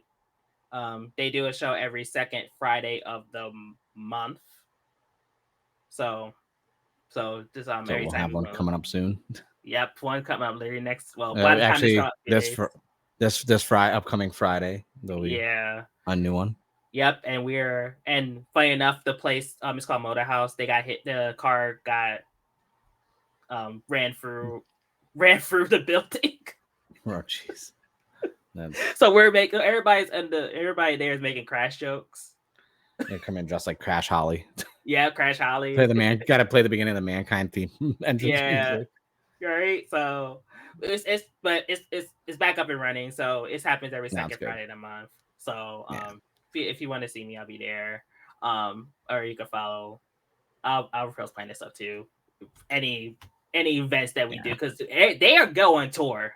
They be touring. Yeah, I know. I see them like going on tour. I'm like, damn, tour? Like, and then he's like posting all these other cities. I'm like, okay, like, planet's going global. Yeah, right. Gotta make a planet joke. Oh man, but yeah, because I definitely want to bring up the whole Morphin Grid stuff because also you did drop a very, very clean looking Morphin Grid jersey. I did, Like, yes. yeah, like the jerseys. I mean, you're batting 1,000 right now with jerseys because they've all been really good. Yeah. Which leads me to my question: because you're thinking outside the box constantly. What is like your the the pinnacle? What is the one type of merch if you could design it, no issues, easily? What type would it be? Not a like could be a jersey, baseball jersey. Like, what's the one piece of clothing you want to design something for that is like no one has done? That's like just would be considered outlandish. Oh, okay. I'm trying to go back in my head because there's definitely a like two. Yeah. Even though I said it gave PTSD, I was really proud. Multi shorts was the one I always wanted to do. That was one. And I even tried to recreate them, and they didn't turn out like the other ones. They were good, but they didn't turn out how the first one was, and I was kind of like, I can't get this out to y'all. Was that when you did you were changing manufacturers? Was that one? Yeah, because I And remember the other manufacturer, tried to upcharge me. Oh my god. Yeah, they tried to lie to me, and I was like, oh, but it was this you price were not before. you were not I happy in that pissed. situation. You were. They were making stuff up as they go. That's what I learned. Okay, I'm gonna play this smart now. The multi shorts I was really proud about. The Oast jersey I was happy with because that was like boom. The idea was always in my head, but like everything kind of just went smoothly there. Yeah. I'm trying to think of some other ones. I really like my Psycho shirts too. That one was I was really proud about. I was really proud about that one. Now those are ones you've done. Yeah. What would you try to do that you like that is like okay, so for me, I want to do shoes. We've talked about this. I want to do sneakers so bad. And then I was thinking about it and I was like, and then I see all these limited edition Crocs coming out. I don't understand the concept of Crocs. You should do a Croc. That might be easier. I don't see the appeal, like for me personally, but like, man, I saw the Gundam Wing ones and I was like, yeah. Then they drop Gengars and then now they got Dragon Ball Z ones and I was like, damn, I was like, Crocs, okay, they look cool. I don't understand them. Like they got a sport mode, they transform and they got like a sport mode. I'm like, so they're a slipper, but they got a sport mode. But I really want to do a shoe as crazy as that could be. Cause like I want to do a high top, like a Converse, like a high top. I don't want to do like a Nike low dunk or anything like that. Like, but for you, what would be your item though? You should find the appeal of Crocs because once you go home and just like kind of put on the Croc, you'd be like, all right, that's good. I almost ordered some but the Gengar ones they like sold out of my size and I didn't want to go to resellers. I'm not like them resellers are crazy. Yeah, like it's too much. Yeah. Oh, to answer your question, the things I wanted to do that are in the back burner or just canceled. There are 3 items I wanted to do, or I was trying to make. One was sunglasses, but I haven't even like dived in like the research part of it yet. Yeah. To figure it out. The other one is I want to do a chain, but I haven't done too much of a research of that either. Yeah. So I was trying to just wing it, but it definitely never like went through with the chain I wanted to do. So it's fine. I mean, you don't want to wing it. Last thing you want people getting like green on their neck because you bought like the fake painted chains. Yeah, I mean like wing it as like trying to figure out like the manufacturing part of it. Oh I was like, I'm just gonna send it to this app and we'll see what happens. Yeah, and nothing ever clicked. So the last one, I was really trying to do this until the price can't like just was like a no-go for me. I wanted to do like analog stick covers. Oh, the little things that pop on them, like the Scuff Gaming or whatever they're called. Yeah, shout out to 8-Bit though. They have great controllers. But Nice. but I wanted to do that. And once the price hit, I was like, Yeah. no, that was not a go. They went like 1,000, and I was like, I don't Yeah, want you got to this. order like a minimal amount to get like even a good deal on them, and then it's Yeah. like just like with wrestling and Toku, there is that crossover of gaming and Toku and stuff like that. But then it's like I feel like those would be like a tough sell because you can't charge too much for them because then no Yeah. one's going to want them. And obviously, the big manufacturers they're getting pennies on the dollar, like making them, and so they're able to charge $5 for 2 of them or 4 of them because they're paying, 3 cents for like 20 of them. Yeah. Right. So I know I wanted to do like analog, like the analog covers, and then I just kind of canceled it because it was like you wanted Yeah. like 2,000. I was like, I ain't going. They Oof. ain't gonna give these out 2,000. Like what? It's Yeah. crazy. So those were like 3 things I wanted to do, and somehow I never did a hoodie. So I'm putting it on my bucket list as well. I'm Like I Yeah, I never was did a shocked when hoodie. you didn't do a hoodie. Like I was shocked. Yeah, I never did a But again, hoodie. I you were never doing stuff did. that was still different and unique. So it's like a hoodie, like it's a hoodie. Yeah, yeah. So I want to do that on bucket list. But those are the main stuff I want to do. I was going to do glasses. The The glasses and chain, those would have been I don't even know. Yeah, That's like that would yeah. I gotta pick the I mean chain back crazy of a up. drop. I know Yeah. I gotta pick the chain back up. Actually, there's another one, but I told you earlier, but I'm not gonna say on here. But Okay. okay, but Yeah. you Yeah. know. Okay. Yeah. I'll add that to the list too. Yeah. It's kind of I funny gotta because keep like that one close to all the chest. yeah. Yeah, because I don't have any like weird obscure ones. It's just really just the shoes. Because like we talked before, like I wear because it's hot out here. I wear a lot of sleeveless hoodie T-shirts, and finding just print on demand for those or manufacturers. I finally did find 2 I got to talk to because it's like, and then I want to do workout gear. Like I have a Oh whole yeah. workout wave logo designs planned. No one has a good price point Hmm. to make the workout gear. Even if it's print on demand, it's still like I'm not trying to charge, you know, I'm not The Rock. I'm not charging Yeah. $65 for a sleeveless hoodie with a Brahma bowl on it Yeah. Nah. or the Black Adam one from Under Armour, which by the way is stupid. But I went out and I bought them all. I went to Dick's. I bought the Black Adam Under Armour line. I caved in. I was like, no, because his line is good, but it's The Rock. He's got name value. Yeah. You're gonna pay $65 for a tank top. Like Yeah. I paid $75 for some shorts just because they had the Black Adam lightning bolt on it, and I'm like, oh, I was like, I shouldn't have done that. But I was like, Yeah. finding a proper manufacturer anywhere to get those, that's like been the issue. Because I'm like, damn, like I can just get a little cheaper.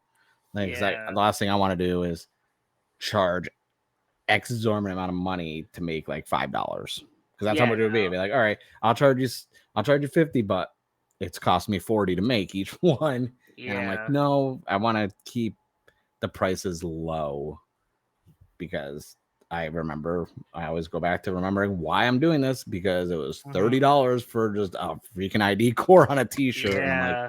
nah, I'm good on that. Yeah, I have to keep my like morals in check with this too, because I'm Yeah. like, all right, I saw like this is not to shame anybody that does it.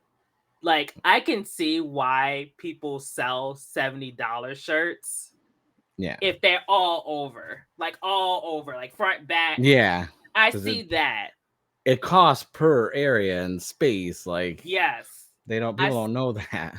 Yeah, I see why. Like that's one. But then we're like, if we're selling like that, like what you said, like just the Geets icon on that for like Yeah. $80, we lost the plot. So like, Yeah. but yeah, I realized I have one more thing that I realized I made, but I Never. but might have to circle back to it. One of the first things I actually designed was a bonnet. Oh, like okay. Yeah, I did it on like a sketchy website. Okay. It was on a sketchy website. I made it for one of my friends, and he still wears it to this day. And nice. yeah, it's actually I'm pretty proud about that one. I made our bonnet, and it was like on a sketchy website. I like you have to like literally make it on the website Oh, you itself, had to and make it they'll on the website. Oh, yeah, and then well, you like pixel art or whatever it's called, where you got to use yeah, their and you can software. upload images on there too. Oh, okay. But like I was like, you have to figure out on the app itself. Oh, So luckily, it actually came through, and it was pretty good quality. So I was like, okay, that works. Um, but yeah, I made a bonnet. That was like one of the first items I actually made. that's Actually, surprisingly, I didn't forget about it, but like it's kind of like it's I like might have to those circle things back because to it. it was like a one and done type thing. So you're like, oh wait, no, I did that. Yeah, and I might need to do that soon with a certain anime coming coming out eventually. Possibly. So yeah, it was like a it was like a JoJo inspired bonnet. Oh, nice. Yeah. So I might have to put that back up, but I don't know yet. I wanted to do some JoJo like mashups, but I was like, I can't. That's out of my wheelhouse. And Yeah. then I was looking up some commission artists, and they're like, "Oh, it's going to be this. Oh, you're going to put on merch. It's going to be an extra amount." I'm like, "Damn." Yeah. I was like, I was like, and I'm gonna have to weigh like, okay, it's something I would wear, but my thing is, if I do mostly art, I do myself. If I do get commission artists, it's like I want to at Mhm. least zero it out, even Yeah. if I don't want to take a loss because like yeah, it's a business, but at the same time I have my career, I have my day job, so like this is Yeah. more passion, and if I can like I remember the first time when I reinvested what I could back into making the merch, and like I even gave kickback to one of my artists because I'm like, nah, man, I already paid, but like it blew up. Here's a little extra because like I appreciate you. And Mhm. then like I was like, all right. And then I was able to like I think I paid my internet bill, and I was like, oh shit, I paid my internet bill. I was like, Yeah. that's cool. Like Right? same with like the YouTube and podcasts. Like, oh, I paid my phone bill. I was like, that's crazy. Like, Right? all right, that's all. That's all it takes. I'm not buying a house and do all sorts, but I'm like, I paid a bill. That's one less bill I had to worry about. Right? I put gas. I got gas. Like, all Uh, right, cool. But yeah, no, that's the mashups. Like, there's especially the anime ones. There's so many I want to do, but I'm like, it's also the yeah. timing. Like, I try and keep it current with shows that are airing. Like, so Geets was on Geets. Like the Mhm. Gochizo ones, like Gavu. I don't know. I couldn't think of anything. And you think I Honestly, would with the honestly, I Egon have and like everything? a yeah, honestly, I have a rule for myself not to do current seasons. Yeah, I'm going back now and thinking like, okay, what works with like I think of what I want to spoof something with. So it's like, okay, hypothetically, Mario Kart. Okay, now we have Car Ranger that I could do with that. Boon Moonger. That's like okay, so it's more of thinking what the IP I want to spoof is, and then picking the Mhm. Toku to coincide with it, regardless if Yeah. it's current or not. So I'm like, all Mhm. right, that's my mentality now with it. Like, uh, especially trying to keep with the horror theme. Like, so I was like, all right, vampires are kind of big right now. Like, so I'm thinking like, Yeah. okay, Kiva, Kamara Kiva, what can I like spoof with that? And then I'm like, all right, A, B, C, and D. I'm like, all right, well, I Mhm. don't want to drop 4 Kiva designs. Now I Yeah. gotta like OCD I mean, you pick can. one. I could. I could do a whole key. I would drop a whole Kiva line. But I've been because I brought up how like coincidentally you had, O's jersey with O's anniversary.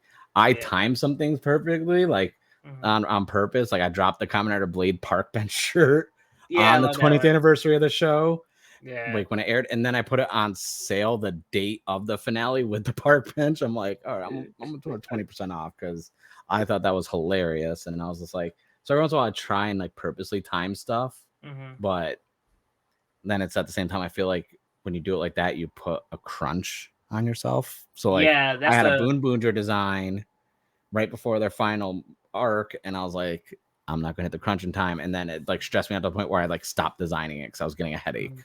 Yeah. So I was like, the timing thing, and that just popped in my head because I was like, oh yeah, no, JoJo. Yeah, I was gonna do a JoJo one when JoJo was like at its when they announced the video game, the last one that came out. I was like, yo, I'm gonna Mhm. drop a JoJo one. Like, and I Yeah. was thinking of dropping a My Hero one because My Hero got a game announced, and I'm like, and then we got some Yeah. Tekken 8 stuff, and I'm like, Mhm. ooh. was like, there's a lot of fighting game stuff right now. That's easy. Well, not easy, but it's like it's easy to figure out what to mash up with it. Yeah, I wouldn't even worry about like what's current. Honestly, Yeah, just do what you want to do. Like, there's a guy out there that makes like a Tekken mashup, and he just does with soda and alcohol. Yeah, like that thing that just works. Yeah, no, like I wish I there's some things that I know. So damn, that's a good idea. I mean, I don't know much about alcohol anymore, but but he's like king and like no Yoshi Mitsu and like Mountain Dew.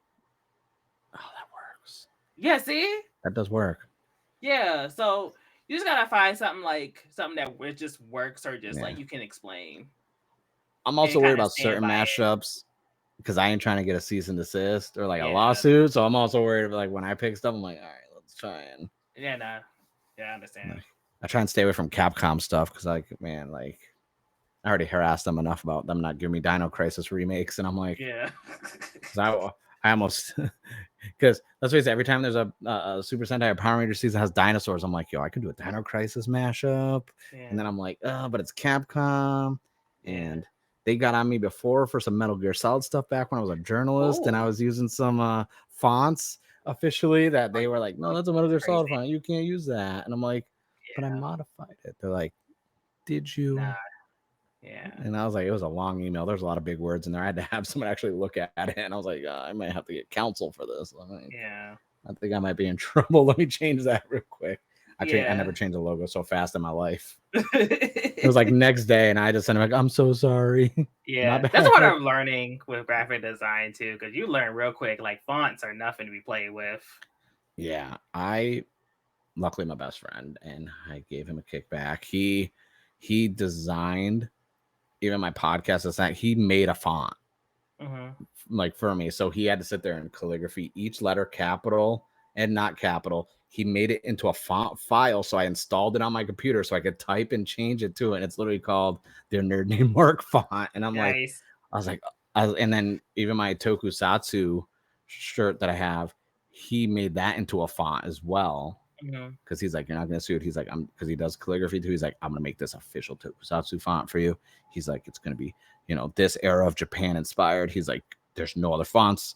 I've checked. He's like, so you won't get in trouble. You can put it on merch because he's like, because he has a master's in digital media marketing. So he's like, I'm like, I'm trying to do stuff, but I don't want to get in trouble. Like, can you give me some guidance? And he's like, yeah, this, and this. So I was like, I'll tell him. And he's like, yeah, you could give me like 2 or 3 months. He's like, 'cause I have a day job, but like, I'll make you a font. And I'm like, okay, cool. I'll give you like $100. Like, I'll make you a font because I'm never going through that again. Because that was like 2007 when I did or 2006 when I did the Metal Gear Solid thing. And I was like, and this is before like spam the way it was. So I was like, no, this is official. This is at Capcom. Like, this is a real.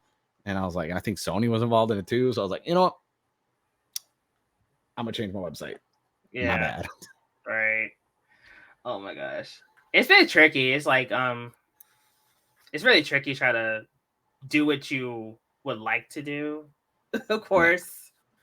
But I would like to have my own font. That would be nice. I'm in the process of trying to change my logo, and that's a whole. Yeah, I've been a headache. I ain't gonna say no other than I'm liking the direction. I'm liking what you've shared so far. So I'm like, all right, if my opinion on it is anything to gauge how the public reception is gonna be, I was like, yeah. That's all I'm saying. I ain't gonna say anything else other than that. It's yeah. I'm sitting here like I need to make a new one now.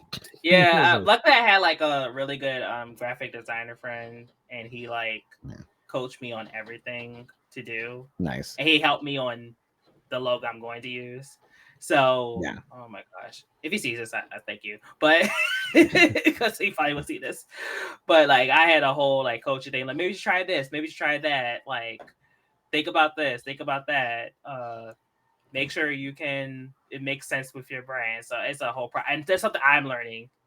Yeah. So, I know, because the one you had before the most recent one, like even I was like, "Oh, that's fire! I like that." And I said, we mentioned the movie that I thought it was from, and the movie that I ended up buying on Blu-ray because I didn't know it was on Blu-ray after you told me. Yeah. Like I still have my DVD steelbook from like when it came out. I bought that movie when it came out, and that's still one of my favorites. And I was just like, And then I saw that and I was like, oh, that's cool. I was like, I would have that logo just on a shirt.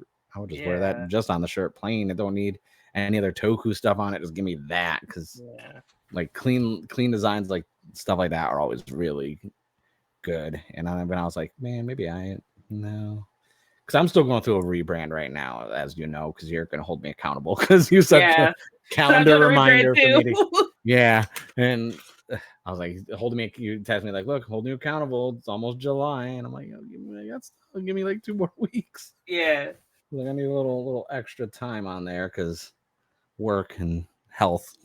No, there's the rebranding is always tough, because like I've done it a few times in my life, not just for merch, just as like an internet, I guess, I don't want to say personality, but like brand, how I present myself. Like when I was a pro gamer, I was one thing, then I went into journalism, and then I'm like, okay, now I'm myself, and then it's like, oh well, now I want to do YouTube, and I'm like, shit, like that's enough rebrands. I've gone through like 5 or 6.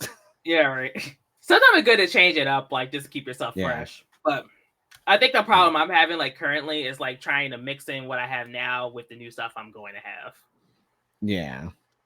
So kind of keep like the same feel of like how I kind of keep the vibe the same and stuff.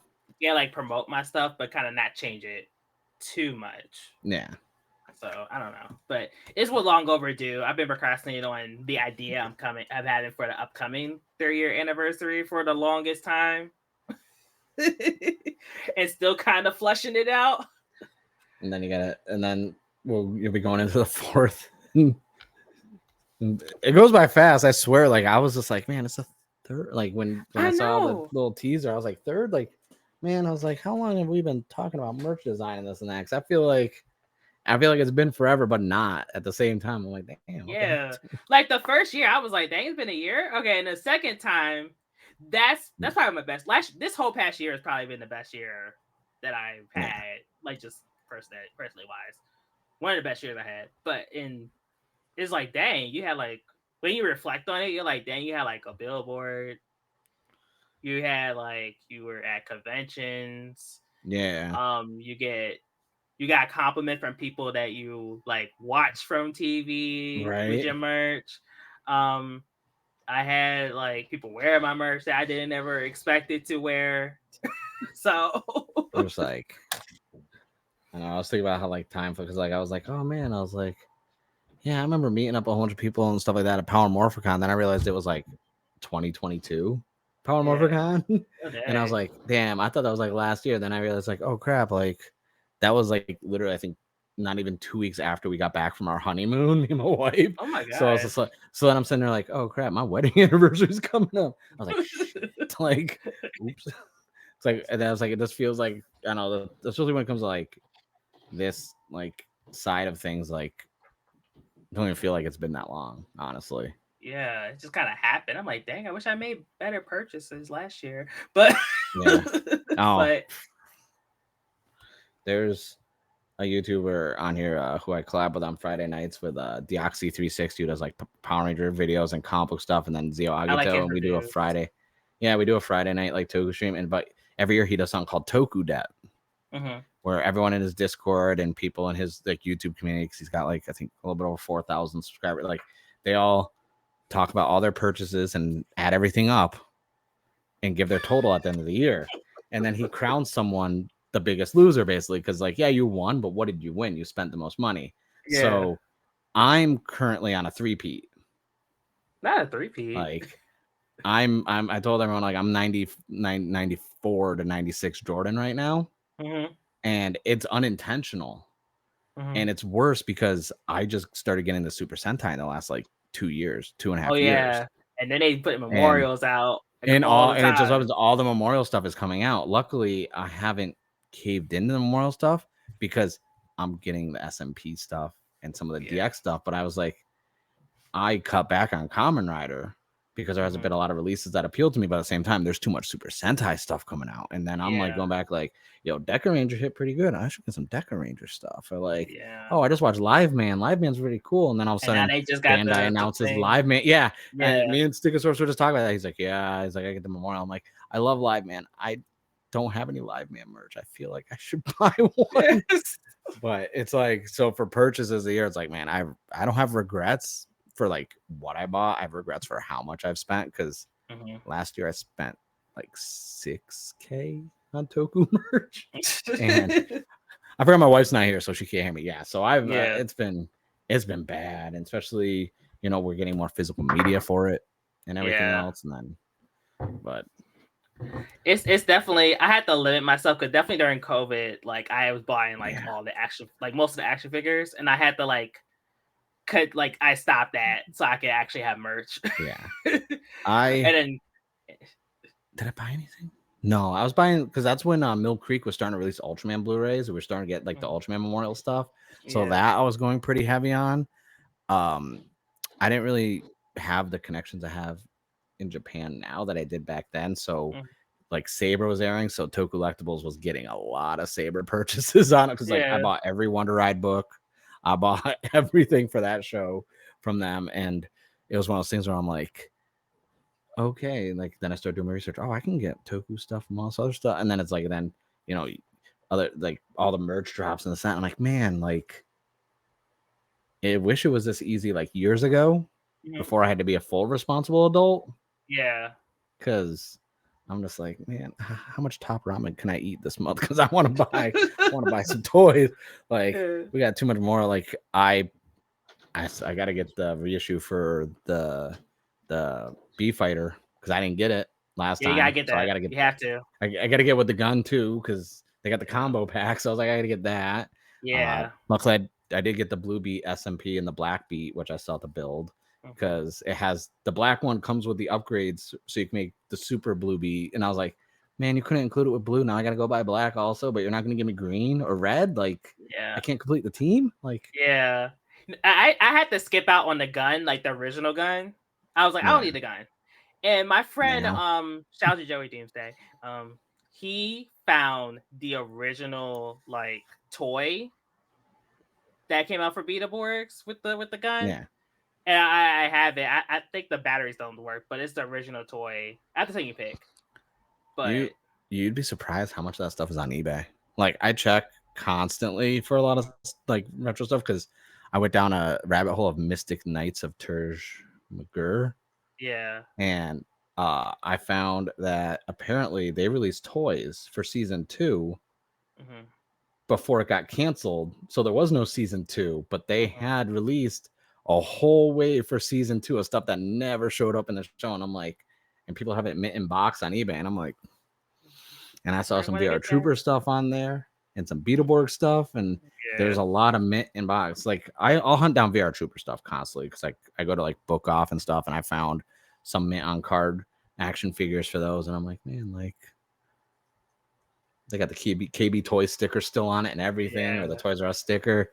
And I'm like, oh, the nostalgia. And I was like, man, I had those as a kid. I should have never broke them, but I was playing with the toys. Yeah. Especially the Power Ranger ones. When the Megazord goes for like $500 or $600 in box now, and I'm like, damn, why did my mom let me play with these? She should have just bought them for me so I could look at it and pretend I played with it. Because all the Bandai and the Legacy ones, none of them go for under $350, $400. Because I was like, damn. Yeah, I got lucky finding the Legacy ones I got. Yeah, I know. I've been trying so hard not to talk on social media about where we are auctioning because I don't want people to know about it. But then a very big YouTuber found a video game. You know how like when video game studios sell their game, they get the disc on there with the plaque that they sold, like they finished their game or sold. Someone tweeted how they found it on that site and they started bidding on it, and then now everyone knows about it. And I'm like, damn, like oh, you're supposed to keep this a secret. They're supposed to keep this a secret. Yeah, because I was getting my VHS lots. Like I still got a box in the bedroom of just VHS tapes. I haven't gone through that I wanted. It was like 55 VHS tapes, and I paid like $18. Yeah, shoot. Yeah, I'm just like, man, like don't be tweeting about stuff. Like keep my shut. Like I told like 2 other people about it because I knew they wouldn't be competition for me for what they like. I'm like, we like some of the same stuff, but I know you're not going to bid on this type of stuff. So I was like, I'll tell you where I go. But yeah, I can't like I told like a few people, and I was like, yeah, I'm gonna tell a couple people just to let y'all know, and then y'all have at it. Yeah, and I'll bid what I'm gonna bid. I'm gonna win what I'm gonna win. Yeah, I'm gonna win. But I know I still got a timer. I got a countdown timer. There's like 12 and a half hours left on something because Yeah. I'm like, nope. I need to add to the collection. Yeah. Luckily, I've But settled down a little bit on it now. you, Luckily. yeah, you were. There was like a 3 to 4 day stint where we're texting each other and you're just like, this, screenshot. I'm like, damn. And you're like, I got this too. I'm like, Yeah. I was like, I didn't even check today. And you already won 2 things. Yes. So now I'm all like right. catch myself. I'm like checking it when I wake up, middle of the day, before I go to bed. I'm like, all right, let me set some timers just in case. Because I Yeah. missed out on one thing and I'm like, nope, never again. I was like, I Right. will wake myself up with 5 minutes left to go in there and win. Yeah. I did miss the Kamen Rider Dragon Knight game. That was on there. I was up and I I'll was keep like, an eye out dang. because I've seen that at a lot of retro stores out here. Because we have a lot Mhm. of retro gaming stores and they got a low price tag on like 14, 15. Oh Like, yeah, let me know. I'll buy it. yeah, because I need to go hunt down. I need a adapter for my older Xbox. So I was like, if I see it when I go over there next week, I'll definitely let you know because I have a copy. You're not getting my copy. I Oh got my yeah. copy. I got my copy. My copy's sealed still because I didn't have a Wii. So, but I was like, oh shit. I was like, is that? So I I just think see I it was as like working at collector's GameStop. item for real. Like this. Yeah, that's it. Yeah. Well, it's also because I collect Toku video games. Mm-hmm. So I almost have every Toku video game, like even Famicom stuff. Like I get all of them. So I'm missing Nice. like 3 Ultraman games and 2 Kamen Rider games, Okay. and I have everything. I have every video game ever released physical for Toku, even Nice. the Power Ranger ones in the US. Like I have my Dino Thunder N64 still in the box. I Yeah. got the Super Nintendo Power Ranger movie in the box. I Lightspeed have Rescue. I have Oh wait, the other I one have I'm at. the Oh, Time what Force was one it? right here. See, I need to get a new one of that one because I lost the sleeve, the front case sleeve, because mine Oh cracked. But dang. I see those in circulation a lot. And then the other one is I have the Power Rangers for movie game for Game Gear, but I have the Mm-hmm. manual in the game. I don't have the box. Oh, so And gotta get I've the seen it. box. Yeah, I've seen it factory sealed for like 300. I can't pull the trigger on $300 for a Game Gear Oh yeah, game. no, yeah. I was like, if it was signed, now if it was signed, maybe. But then my thing was like, I want to get them signed. That's my goal. Cause like I have Yeah. the movie, the Power Ranger one where they're the little tubes. That was a Dino Charge. I Mm-hmm. think it Is was. yeah, I the down have charge. the New York Comic Con exclusive set that was the movie ones. So it was each Mm-hmm. Ranger as a movie one. I got all the Ranger as I've met them. I've got most of them except for Amy Jo to sign it. So I was lucky enough Yeah. to get JDF to sign it and Steve, Kieran, David, but I haven't met Amy Jo Johnson to get her to sign it. Once I do, I got all the signatures on there. That's funny And I because got I have a Power Ranger movie flag. flag. Yeah, like a flag, like I put in my room or something. And Yeah. like of the movie poster, I mean, I'm decked out in a movie now, but I have the flag too, and I have almost all the Rangers signed it. Well, Oh, yeah, nice. almost all the Rangers. I said almost because Yeah. I got it like right after JDF passed. Yeah. Um, I just need Amy Jo to sign it, and I got all the Rangers. I know. I'm glad she's doing conventions now. So Yeah, so I she just don't do them gotta as frequently, but she does them, which is yeah nice. yeah I just gotta hopefully the timing's right, Yeah. but Yeah.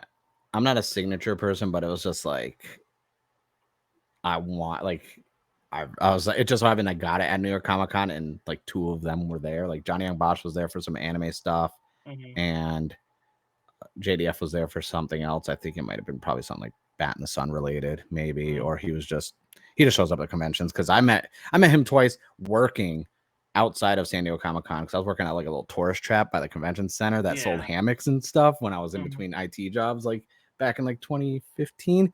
And this is when he or 14. This is when he was filming his like reality series, like My Morphin Life. And mhm, between being at Comic Con, he was walking around this little touristy area, and he comes into my shop, and it's only one person works at a shop. It's a tourist trap with hammocks. And he's like mhm, checking them out. And I'm like, it's like, I know who this is. I'm not going to yeah, say anything.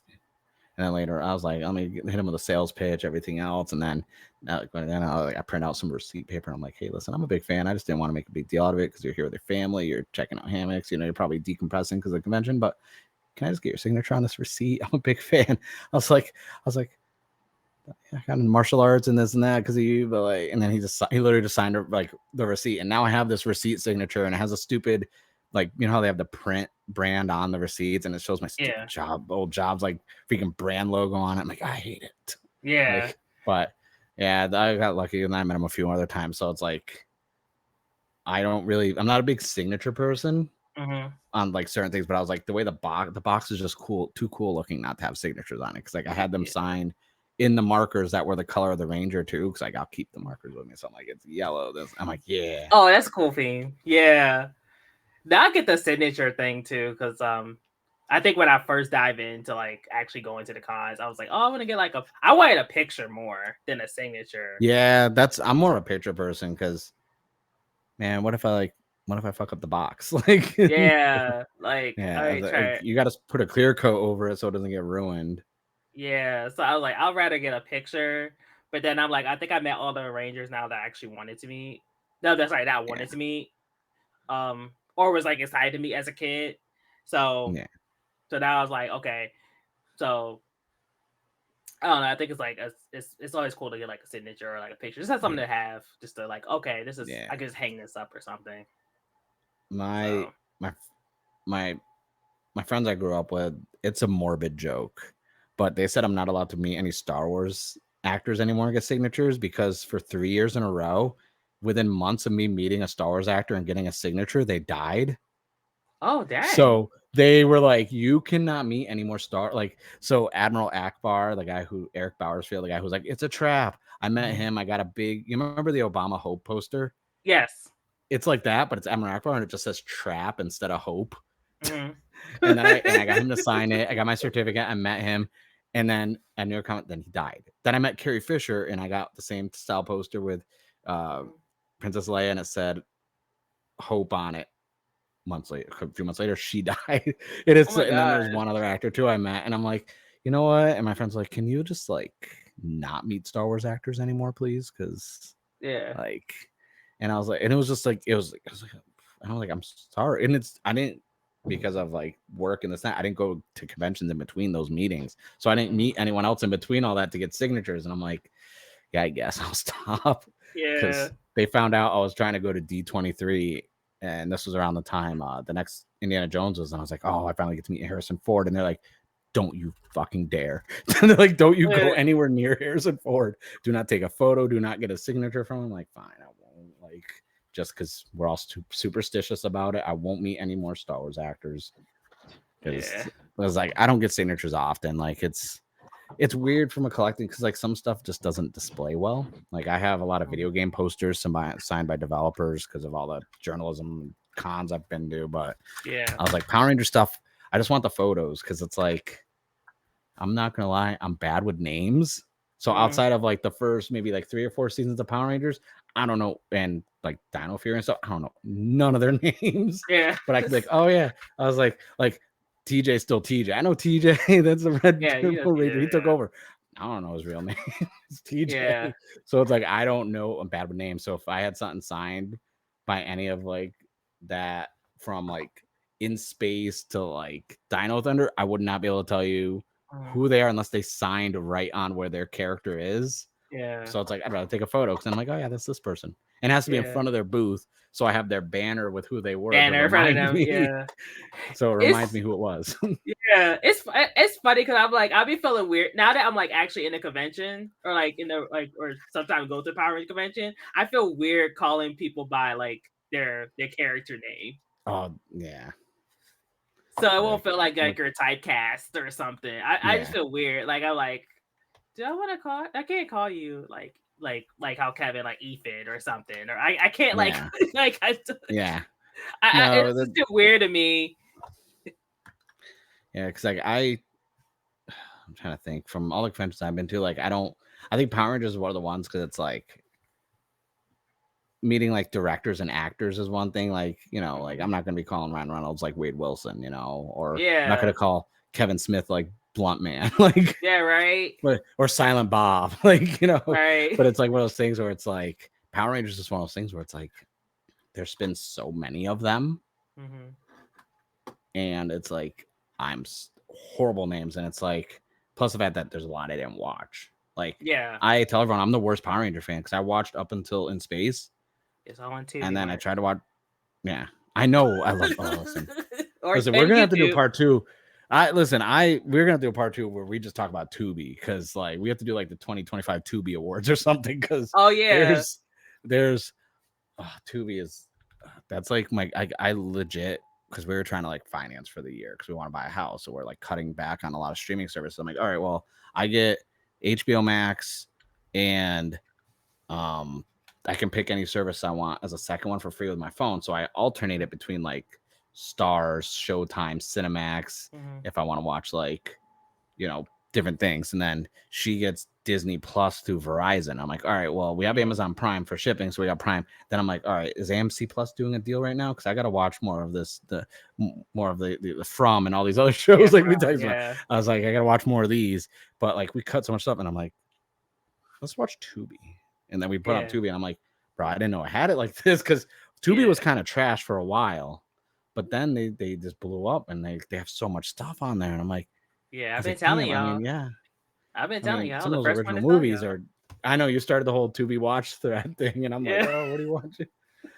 But then, like Haya is my favorite one that I keep trying to tell you. Like, yo, you got to go on Haya. They got all those martial arts and samurai films. Oh, yeah, I was suck like for ninja movies, so I got resubscribed because I had it, and then I was like one day I was like off for a couple weeks, and I was like, I need to resubscribe, but I had to cut back the cheaper services too. No, I cut back so much. I saved like $86 a month. I didn't even know we were spending that much because I don't keep track of a lot of stuff, and I found out I had like 2 Hulu accounts I was paying for, and I didn't even know it. You know what's funny? I found I had 2 Hulu accounts too, like recently. Because I always get like the deal. Yeah, I always get the deal for like Black Friday when they have for $2 or $1 a month, and then I forget I had another one my parents use. So I was like, oh, okay, I gotta cancel one of these. That's how I found out because my wife had an account she was paying for, and then I had the deal where it was $2.99. So I was like looking at the account, I'm like, why am I getting charged $7.99 and then $2.99 for Hulu? Why am I getting double charged? Is that like so I can have multiple devices? That's a separate charge. Usually it's in one price, not. So then I look and I'm like, we had 2 different logins. So this whole time my phone and my computer were on one. My Xbox had a different login, but then the TV had her login. But we had the same user profiles. It was like Mark and Julie, but then like we all have the same stuff on our watch list, so it didn't look any different. So I was like, and I was like, man, a year at $7.99. I was like, dude, that's like $96 a year. I was like, that shit adds up when you start doing the year amount. And I'm like, yeah, I had to cut back. Tubi got a lot of horror movies. Cause I watch a lot of horror. They do. Like I like horror. I told her I like horror more than Toku. Like there's a lot of genres I like more than Toku. It's just weird that Toku's the loop I fell into. Yeah. But it's like, yeah, no, there's a lot of good horror stuff on there. And then trash reality shows, obviously. Like I love my trash. I texted you, they were doing the Love Island auditions out here. Yeah. I was watching people audition. I was literally people watching from work because like it was so crowded out there, and it's like it was 10 minutes from my work, and I'm just sitting there like, they ain't gonna cast none of you. Yeah. Y'all look I'm like, it's still casted. The season's almost over, about to end in like a week or two. Yeah, I know you were shocked that I was like, go look it up online. It's hilarious how many people, and I was like, people were flying out here for the auditions. Like, because I heard people talking about it. It's funny because Love Island always been here, like especially like the UK version, because that's what really picked up for Love Island. Yeah. The USA one was it's been here for years, but it didn't really pick up until last year. No. Yeah, it didn't really pick up here until last year. So now Love Island is still pretty new to people like here. So many people. There were so many people, and they had it in like the worst area because one of the taco shops I like to go to is nearby. And I'm like, I can't get to my taco shop because there's just like Ubers dropping people off, cars, they're in the side. I'm like, well, the taco shops are right there. I was like, I want it's Taco Tuesday. Get them out of my way. Like, I need an horchata and 3 tacos. Like, but and I was just watching, like people watching, and it's like, I'm like, oh my God. I was like, I hate, because I always liked Real World and Road Rules. Yes, that's my guilty pleasure. I can talk about that all day. But I'm not my we've seen every season of everything, but my wife is into like all reality shows. But she doesn't even enjoy them. It's just because it's trash TV. She's like guilty pleasure. She like, and all the time, I'm like, what are you watching? She's like, oh, this weird one where they don't see each other and they're in like cubes and this and that. I'm like, okay, whatever. Like that sounds weird. And I'm like, all right, I'm gonna keep playing my video games. And then I'm like, what's going on over there? Yeah, and I was like, what's going on over there? Or then she watches like Temptation Island. I'm like, oh, what? I was like, that's weird. And she's like, would you ever go on a show like that? I'm like, no. No, after seeing Matoya run on that beach. Yeah. Yeah. I was like, nope. I was like, no, I'm good on all those. Yeah. I'm like, I'm good on all those. Like, we don't need that. But that's like, there's so many things that like, because it's always funny when I bring people on. I'm like, we talk, like, most of the time I have guests at Toku, and then we try and shift it away from Toku. Like this one, I'm probably going to split into 2 episodes just so people aren't too overwhelmed with the time stamp on there. Like, and I was just like, no, because I tell everyone it's kind of crazy how we all like Toku, but then we all have like a whole slew of other things in common. Yeah, like I could definitely talk about. I'm bringing it back up because you mentioned it. The Real World Road Rules Challenge. I need them to bring that. Like, but the challenge still goes on. Oh, really? I signed up for the Road Rules back in it. So like, I graduated high school in 2004. This was heyday of Road Rules and Real World. Yeah. And then because this was like, because a couple years later, when I was in college, that was a season when like Mike Mizanin was on, and I'm like, bro, I was like, he's doing wrestling promos. I was like, dude, that's me in real life. That's how I am. Like, I could be on the Real World. So like, I was applying for the Road Rules. I was applying for the Real World. There was another reality show that I got to the final 16 of before for casting for spots, and then they didn't cast me, and I was so sad. I was like, oh, I was like, but they were like, oh, you grew up in Connecticut in a farm town. Then they want, and like that's when I found out how scripted they were, because they were like, can you have a farm country accent? I'm like, I'm not from the South. You know, Connecticut's in the Northeast, right? Like, we have farms. Not all the farms are in the South. Yeah. I was like, I don't have an accent, and I can't hold it. Like, I'll break character after like 2 sentences because I'll just sound stupid. Yeah. And they're like, oh, well, can you like kind of dress up the part, like flannel and like overalls? I'm like, well, I got a flannel jacket because it gets in the single digits and it snows, but like, you guys film in LA. You want me to wear flannel in LA? Like, y'all are rude. Like, so I started to realize how, like, and one of my other friends was like being casted out in there, and she was telling me all those stuff. They were asking her to like change like her look a bit and her voice and like talk a little more. And she's like, I can't do that. And she even told me, she's like, you know, I'm black, right? Like, I can't like, but you want me to sound like from the inner city? She's like, I'm not. Like, I have a college degree. Like, this is how I talk. This is my vocabulary. Like, I'm not an actor. Like, I thought you wanted real people, but you want us all to act. So I think that's what definitely got me off of it, because they were just like, they were asking. You realize how like scripted it is. Yeah, like, and I was like, they set certain scenes up, but then it's not. Like, people getting their actual reactions in that situation, but like they set up those scenes so that way they can get a reaction out of them. So it's like, it's not like, I mean, Real World was still kind of was going down that path, but Real World, you knew people were still like their selves. Yeah. Once I tell them post Hawaii and San Diego part 2 is when you could tell they were starting to like when they did the New Orleans one, you could tell that's when they were starting to like stir the pot too much. And then they did the skeletons, and I'm like, all right, this is where you know. They did it's like, X's. You're telling me your mom. They were good, but it's like you could tell like so much stuff was staged, and I was like, man. Yeah, it's like I could talk all day about like, shitty reality shows. I know. I was gonna tell you. Do you remember Real World Hawaii when when Rufy was drunk driving? That. I was just watching that recently. I was like, dang, they had to follow her the whole time. I know. And try to chase her down. I was mad she wasn't on a lot of seasons of the challenge either. Like, I thought she would have made a killing being on there, but Anissa was always on there. Yeah, and they still asking her back till this day. Anissa is still like with terrible knees and all. No offense to Anissa, but but she's still on the show till this current season that's coming to air.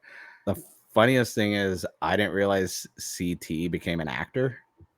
Yes, in that terrible movie. I haven't seen the movie, but I know it's terrible. He's got 3. I think he's got 2 or 3. It's literally the most dangerous game as a movie. Like, it's just, and I was like, that movie's been done like 30 times. Like, sir.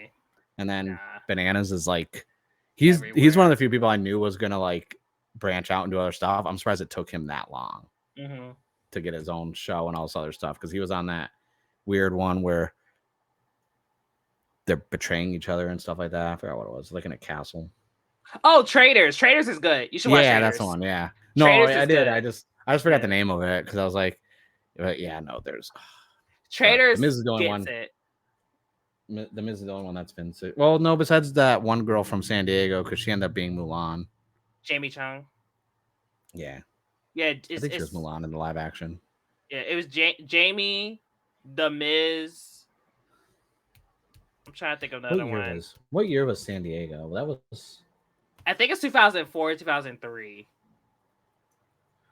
Well, I know they went to San Diego twice. Yeah, the first time had to be 2003 or 2004. So 2011, that was I had came out to San Diego to visit before I moved. Yeah, that's so it's like, and a few of them when I first moved out here in 2012, the next year after, they obviously were still, some of them were still in San Diego, like promoting it after it aired and stuff like that. So like I remember I bumped into Frank once and this and that, and I was like, oh man, I was like, some of them Frank do still like some of them did actually move to San Diego. Yeah. I like Frank, but yeah, Frank's the best. Oh, yeah. Oh, it's 2004. Yeah, that was the first one. That was one of the ones that made me want to move. Like, it's like I just graduated high school and I was like, I'm moving to California. I don't want to be. I don't want to be in Connecticut. It's shitty here. It's cold, snows. Yeah. There's no beach. I got to drive 2.5 hours to the beach. Like, there's no good food. Like, I'm tired of smelling like cows and corn out here, because that's the area I lived in. It was all cows and corn. And I was like, I'm gonna go move to San Diego. And then it's like, yeah, it took 8 years, but I got out there. I was like, let me go to college first, because I'm about to earn money to go out there, because GameStop wasn't paying the bills. Yeah. Did you watch the Real World Homecoming when it came out? I don't know. I've seen everything from the Real World, but it's all like a blur because I've seen so many.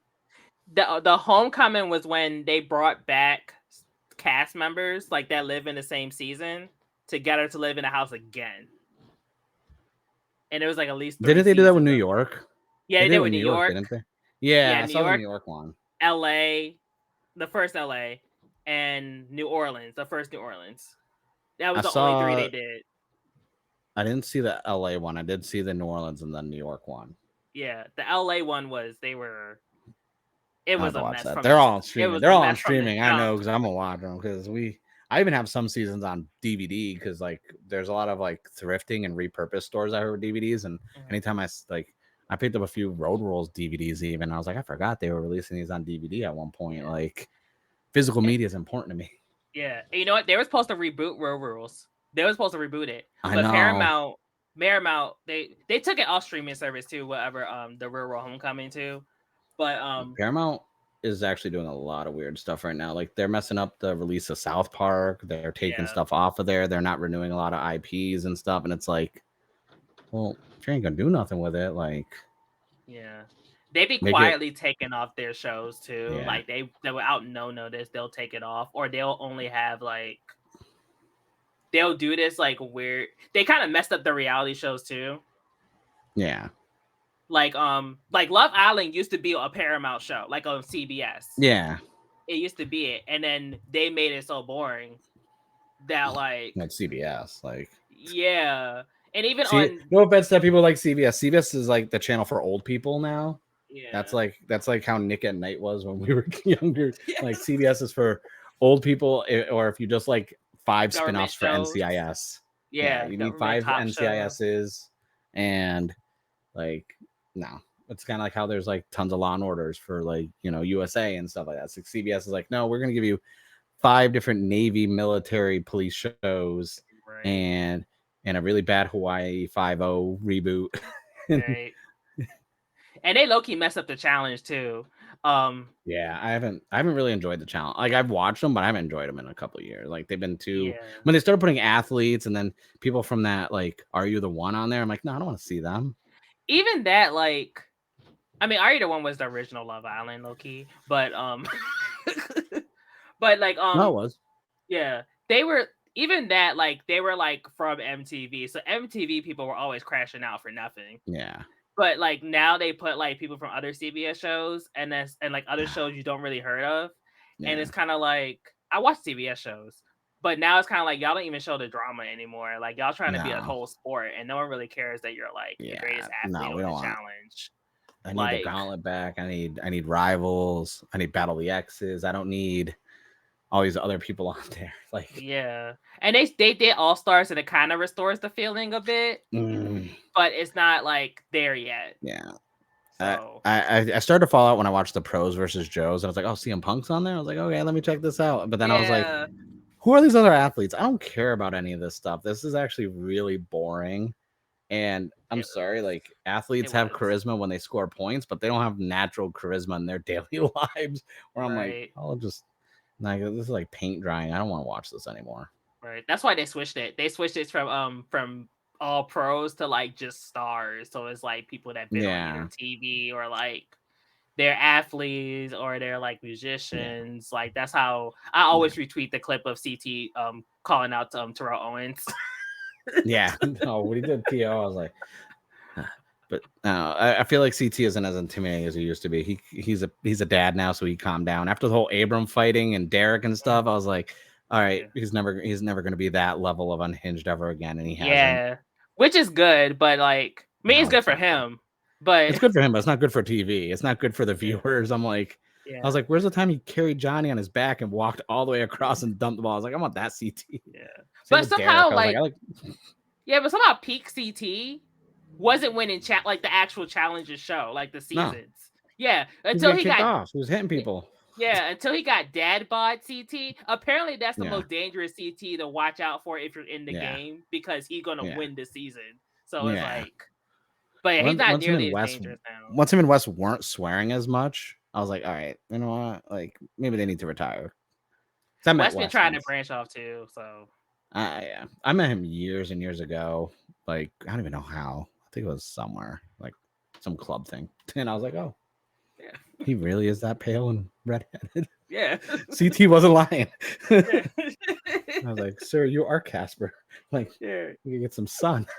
Oh my gosh. Like, But it's yeah. so funny because you see like people from like the real world that like sorry, I talk about the real world all day, but Okay. like the challenge, but like you'll see people still from the real world still cast it on things today, and the real world's been over for like almost a decade. I So know. so I'm mad because Mark, I thought, was going to make his wrestling debut because he's been wrestling a little bit on the indies. And I mhm, thought because he was front row and him Miz had a little thing, I thought that was going to lead to him getting in the ring because, like, yeah, he's for his age, he's in, he's I in was like, good damn, shape he's for yoked. like Yeah. I think he's like 50 something Yeah. He's in better shape than he was when he was on the on the challenge. show. Yeah, Yeah. And I was like, oh, man. I was like, well, the Miz can do it. I'm shocked no one else has tried besides Mark. And I'm like, okay. but it's funny enough because the challenge low key has a WE like this like a pipeline to Oh, it. 100%. Yeah. It's starting Oh, to there build a definitely is. little bit. Like If it W was smart, they would have bought. They should have taught MTV and been like, yo, let's buy it. Because, like, I miss when Tough Enough was a TV show, like a real show. yeah. Like, I miss that. I I don't. had it on DVD. I gotta show you, but but yeah, they low key the challenge could have been tough enough, low key. Yeah. Yeah. But No, it could have been. they had of course the Miz, CM Punk, what's her Yeah. name, Cameron, Leo Oh, Rush was yeah. on there for a season. Oh, God. And then they have this new guy now. I don't know what he's not even like he didn't make it even on NXT or like NXT level up, but Yeah. he's on this new season. It's coming up soon. But he said from WE. And everybody's like, who is this guy from WE? But he like WWE developmental. Like he didn't even have like an NXT Oh, thing. He didn't have like a he level was. up. He was Like probably we in that didn't see nil. him in like LFG or nothing. Oh, He was damn. just like, yeah. Dude, LFG, oh my god, that show is so good. I know it's 100% scripted, but I was like, I like it. I I don't like know the why they first picked season. Bubba Ray as a I don't know why they picked Bubba Ray as a coach, but hey. Yeah, I think that's the point because he's terrible at coaching. Yeah. No, I was just like, I was like, Taker, I get Booker T 100% because Booker T, people forget he has his own school and his own reality wrestling. He trained the Usos. Like, come on now. Yeah. Like, he can officially say he trained a former world champion. Yeah. and Roxanne Perez he trained. So I was like, that makes sense. Mickey James makes sense. I'm like, Bubba. Yeah. I was like, it's like one of those. One of these is not like the other picture things. Yeah, like everybody's a world champion for you. Yeah. I'm just like, well, he was in TNA. Like, I liked his TNA run stuff more than anything he did like post. But I was like, yeah, I'm still mad we didn't get the Bully Ray versus Brock because that's what he was pushing for. I was like, yo, his Bully Ray peak TNA versus Brock would have been good because people don't realize he's not in shape, but he's strong. Like I've seen him lift up some people and his bullet. I was like, oh, but nope. They were like, no, put on the glasses and the camo, please. Camo, yeah.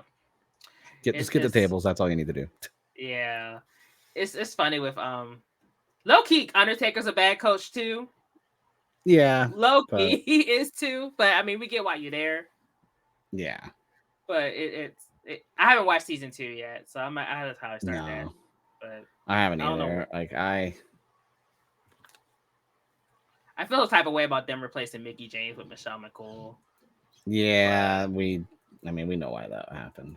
Yeah, but I'm like, what you gonna do when someone argues with your wife? Okay. Yeah, I think she also replaced Undertaker's normal co-host on his like podcast now too. Because I was watching like the Braun Breaker one and she was there, and I'm like, what happened to the other dude? Like, where's the normal co-host? I was like, you trying to put her in the Hall of Fame a second time? Yeah, and I was one of those people that like actually paid attention to like the women's wrestling when people didn't really care about it. Play cool and stuff. Yeah. Yeah. So I'm like, Michelle McCool like was always like, she was always the like, she gets her credit because she was like the Diva Search, like was part of the Diva Search that actually learned how to wrestle. Something. Yeah. She did something. Yeah. And she was good for her time and everything like that. But I feel like Michelle McCool can't tell good stories. So I don't know why she's other people could tell good stories with her. Yeah. Yeah. So I don't know. We're gonna piss off wrestling. We're gonna piss off wrestling Twitter. They'll agree with us on that. Never mind. They'll agree with us on that. Yeah, I feel like Michelle McCool doesn't really tell good stories, so I'm kind of like, all right. I feel like they're gonna put in Evolution too. That's why she's on TV so much now. They're like, yeah, she's gonna show up in that Royal Rumble. I mean, it's cool. I mean, you be in it. Be in it. So, but I was like, Michelle McCool, why are you on this mic so much? Like, where's Layla at? We get y'all together. I know. That's why I haven't seen season 2. Plus, I was like, I don't have A&E, so I have to like watch it through other means. Watch the clips. I don't have A&E either, so. Luckily, if you line the clips up right on the algorithm, you can like see a whole episode. It takes you about an hour to watch 20 minutes, the full episode, but you can get there. Yeah. Speaking of reality, I think I've already seen this. Let me go to the next clip. Right. Speaking of reality TV, can I share my favorite reality TV moment of all time? Yes. Okay. Have you ever? I mean, so one of my favorite reality shows, Flavor of Love, right? Flavor of Love is a mess of a show. Somehow the cast. That's fine. No. Like, the premise of the show of him kissing 20-year-olds is not great, but the cast is great. So the cast of Flavor of Love, specifically 1 and 2, is great. Yeah. We all know Tiffany New York Pollard, right? She was on Celebrity Big Brother, like the UK one or something. I don't know. Have you ever seen Dave is Dead? No. Okay. No. Okay, so sorry. So they had this woman in the house. I think her name was Angie, and she found out her ex-husband David died. Right? Okay. Big Brother, you know how Big Brother, you're isolated from everybody. So Big Brother had to be like, come over here. All right, your ex-husband's dead. So she's crying, and she goes tell New York, David's dead. Tiffany thinks that, sorry, just straight up like that, like Dave is dead. Tiffany is naturally thinks there's a person in the house also named David. Oh no. So she thinks that he's dead, not her ex-husband. Naturally, because she just said Dave is dead.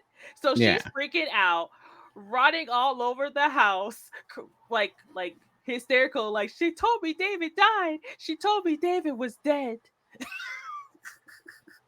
And then I'm laughing, I'm sorry, but it's like, she told me David died. She told me David was dead. So everybody was like, where's David? Where's David? Where's David? And everybody's scrambling. It caused like a whole scramble of them running and trying to find out where David is in the house. And then David was in the bed or asleep or something. So they couldn't find him. Oh, jeez. So once they found him, they were like, "Why you told her David's dead? Like he's in the bed asleep.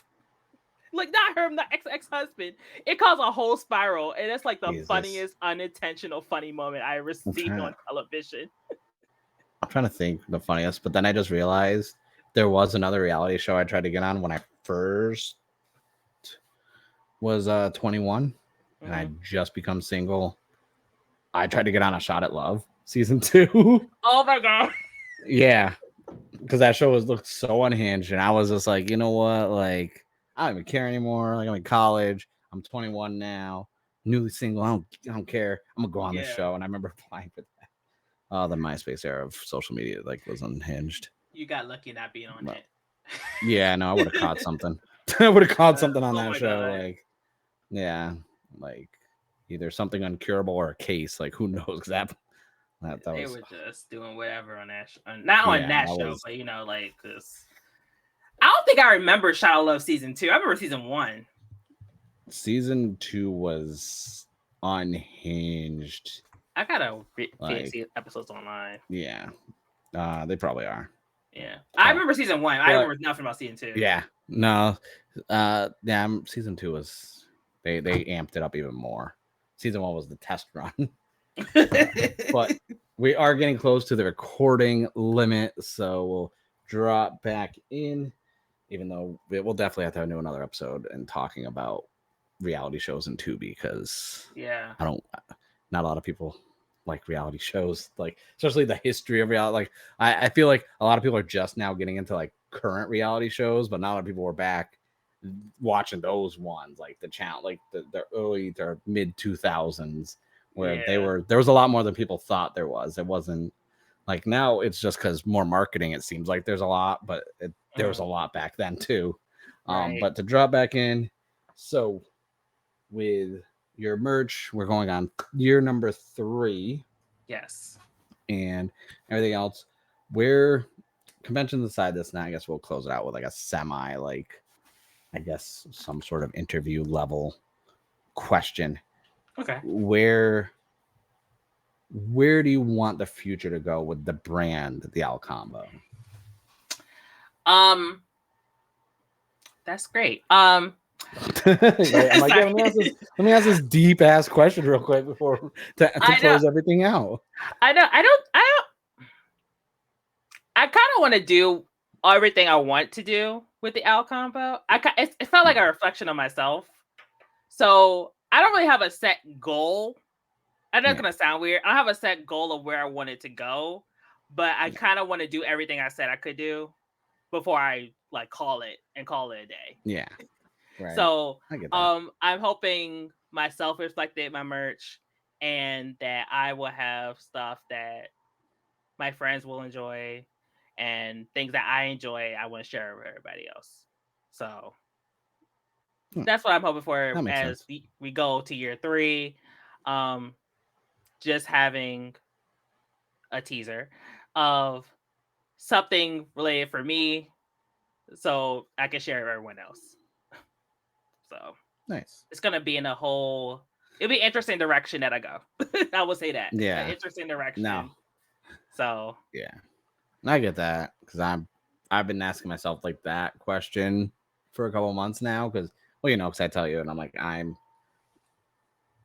doing like, I'm like, all right, I'm like, where am I gonna go with this? Like, what's the future? Because like I was winging it for a while, and I was like, I kind of need to, and I was like, let me try and be a little more organized, maybe a little more like strict on myself. That's why I'm like, let me set a timeline, let me hold myself accountable, let me have you hold me like my friend, like let me lock in a little bit, because I've been kind of all over the place. And I was like, and that's why I was like, I just came up with a question to ask you, because I didn't have a plan. I was like, no, that's like something that's been like on my mind, is like, all right, what's what is the future like path I want to take? Yeah. Because like I said, you work full time, you go on conventions, you're doing merch vending, and you have this. It's like, so because I do the content creating and I work full time and I'm trying to do merch, I'm like, okay, how can I get this content creating and merch kind of like over here together? So I'm not like spreading myself so thin, because it's like, Yeah. I'm like, that's why we're recording ahead of time, so I have more time to be lazy and edit this. Yeah. Whereas, because I just recorded, for almost 3.5 hours before we started even recording, I was recording all day in my day off. So I'm like, all right, wife's at work, let me get some recordings done. And it's like, okay, but I didn't do any stuff for the merch at all today, or the website at all. It's like, damn. I was like, all right, well, I'm Gotta looking take at a my day by calendar. day. I was like, yeah, I was like, all right, I got to work tomorrow, but I got 4th of July off. My wife has to work in the morning. So in the morning, that's when I'll work on the website. Like, just so it's like, but it's every time I'm doing it, I'm like, all right, I got to think like, what's that future plan? Like, where, like, what's at least something to aim for, so I can like know which direction I'm going. Because my ADHD, I'll be all over the place. Be like, oh, let me design some merch. I'm like, wait. There's Steam summer sale. Hold on a second. Let me not. I can't do any merch right now. We got the summer sale, and 35 of my 50 plus games in my wish list are on sale right now. I should go through my whole entire wish list. Like, let me see what's. So it's like, no, wait, I should be doing this. So it's like, not goals so much. It's like trying to figure out navigating the waters in the path, like, because I'm on year 2, so it's like, okay, well, where, because like I didn't think I was gonna make it through year 1. Like, right. I was just like, that's how it starts. So it's like, I was like, my plan was just to drop the first wave. I never had a second wave planned. Like, and now I'm like, and now I need a third and a fourth. Like, shit. Like, where's the and but the content side, that's like when you was like, yeah, I got a little computer now, and I was like, oh, you should get this mic and this webcam. And then I'm like, aha, I was like, this is the gateway. Now you're gonna start doing content. Like, I still haven't done it. Yeah, right. That's why I was just like, because that's why I was like joking. I was like, this is long overdue, because I was like, yeah, I'll get you on the pod. Then I was like, okay, get this mic, this camera. Like, okay, now we're podcast ready. Like, because and I was joking with K20. I was like, no, then I'm gonna get K20 and you on here. Then Stickosaurus, or my name is Sean, and then we can have a whole like merch creating like round table, like they do with the actors when they all sit around and talk about acting. We could have a little round table for merch. That's been my subtle plan that I've been planting seeds for the better part of like 18 months now into like all of their brains. I'm like, hey, what if we all got together and did a video?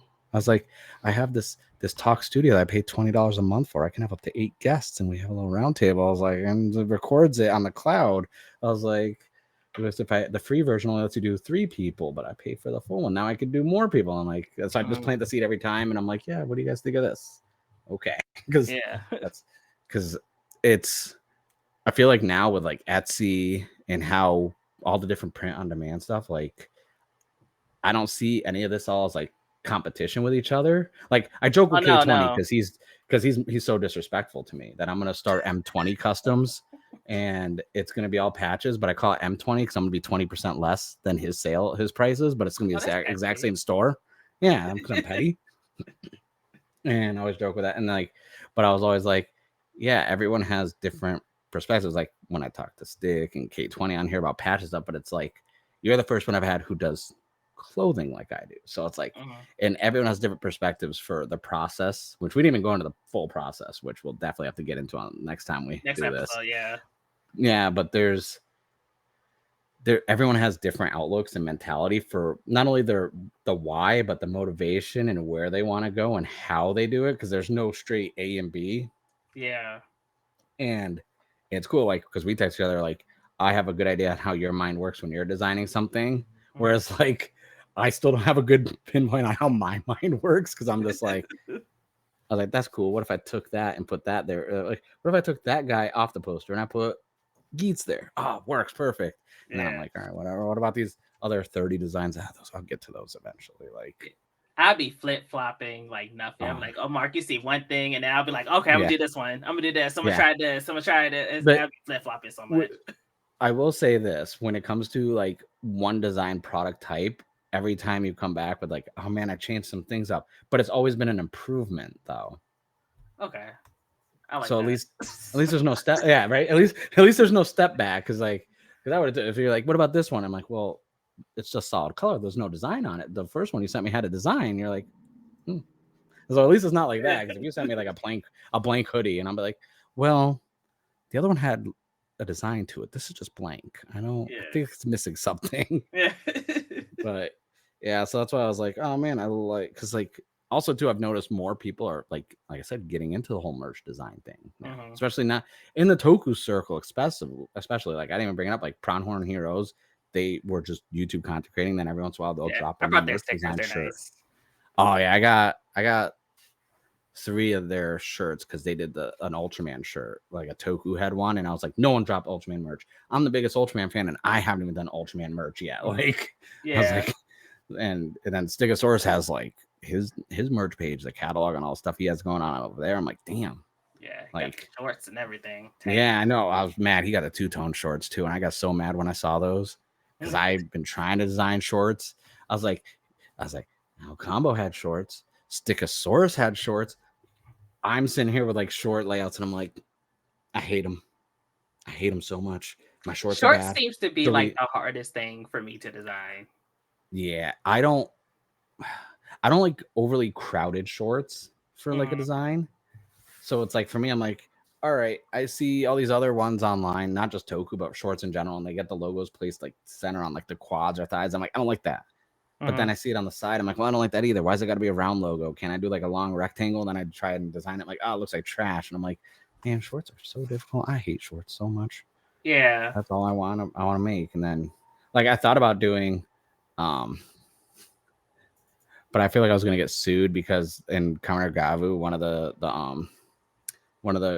gummies is like juicy. So I was gonna do that font juicy on the butt, but I was like, man, like the demographic of Kamen Rider is like predominantly male. No dude's gonna walk around in shorts that just say juicy on his butt. I mean, and I'm like, they probably could.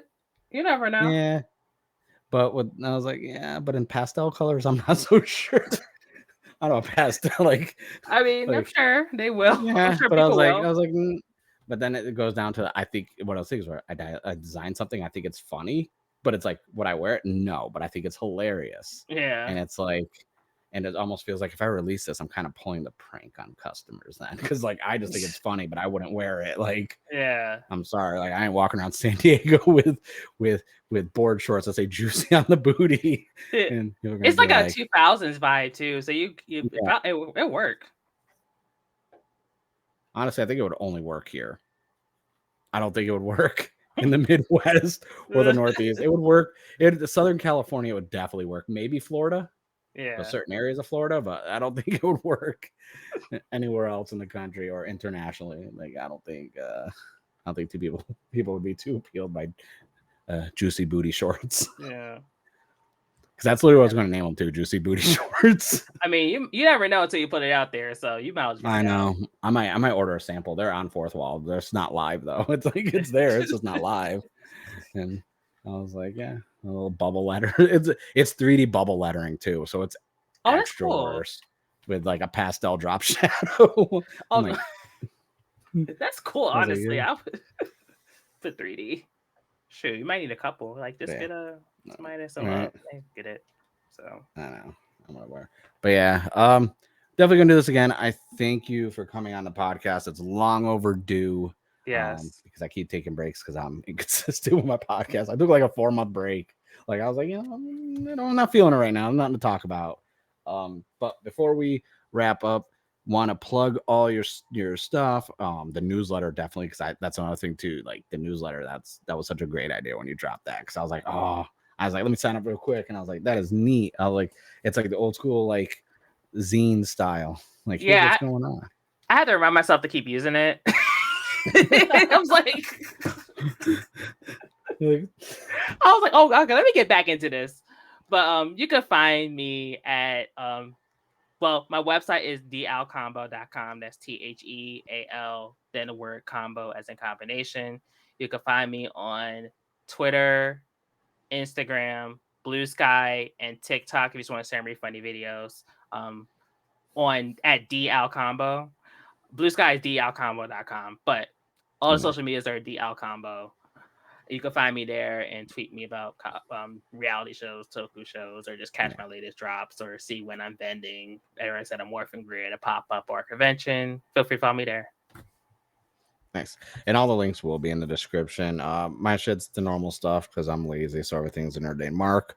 Um, that's the other thing too I want to bring up because like you having a separate social media account for the merch was like such a good idea, and like I tried it and I got like one follower that I deleted it because I was like, the website doesn't help the handle Oh at my gosh. all. Yes. Because I was like, yeah, that thing. Yeah, that happened. But yeah, learn name mark on everything. And obviously, if you're enjoying the video version on YouTube, you should subscribe and comment your Yes. favorite funny moment from reality TV shows. Because honestly, like that probably be more entertaining comment to read than anything. Yeah. If you're watching on Spotify, because Spotify has video now, thanks. It's in better resolution on YouTube, but thank you. Follow it on Spotify then, because Spotify won't give me analytics until I reach a certain amount of followers, and everyone still just listens on Apple Podcasts, and I get it because I have an iPhone, but Spotify's free. You don't have to pay for premium for podcasts, and I want to sell out, so I need more followers on there. But Yeah. thank you guys for watching, and thank you for coming on ANNM, Thank and you that's for the having me. podcast. No, it's gonna you'll be a repeat guest. I don't have one and done guests. Like everyone gets Yeah. like 3, 4, and yeah. So be on the lookout for the next part of that. And now I will send you guys over to my cold close, because that's where I plug all the sponsors and people that help me pay my bills.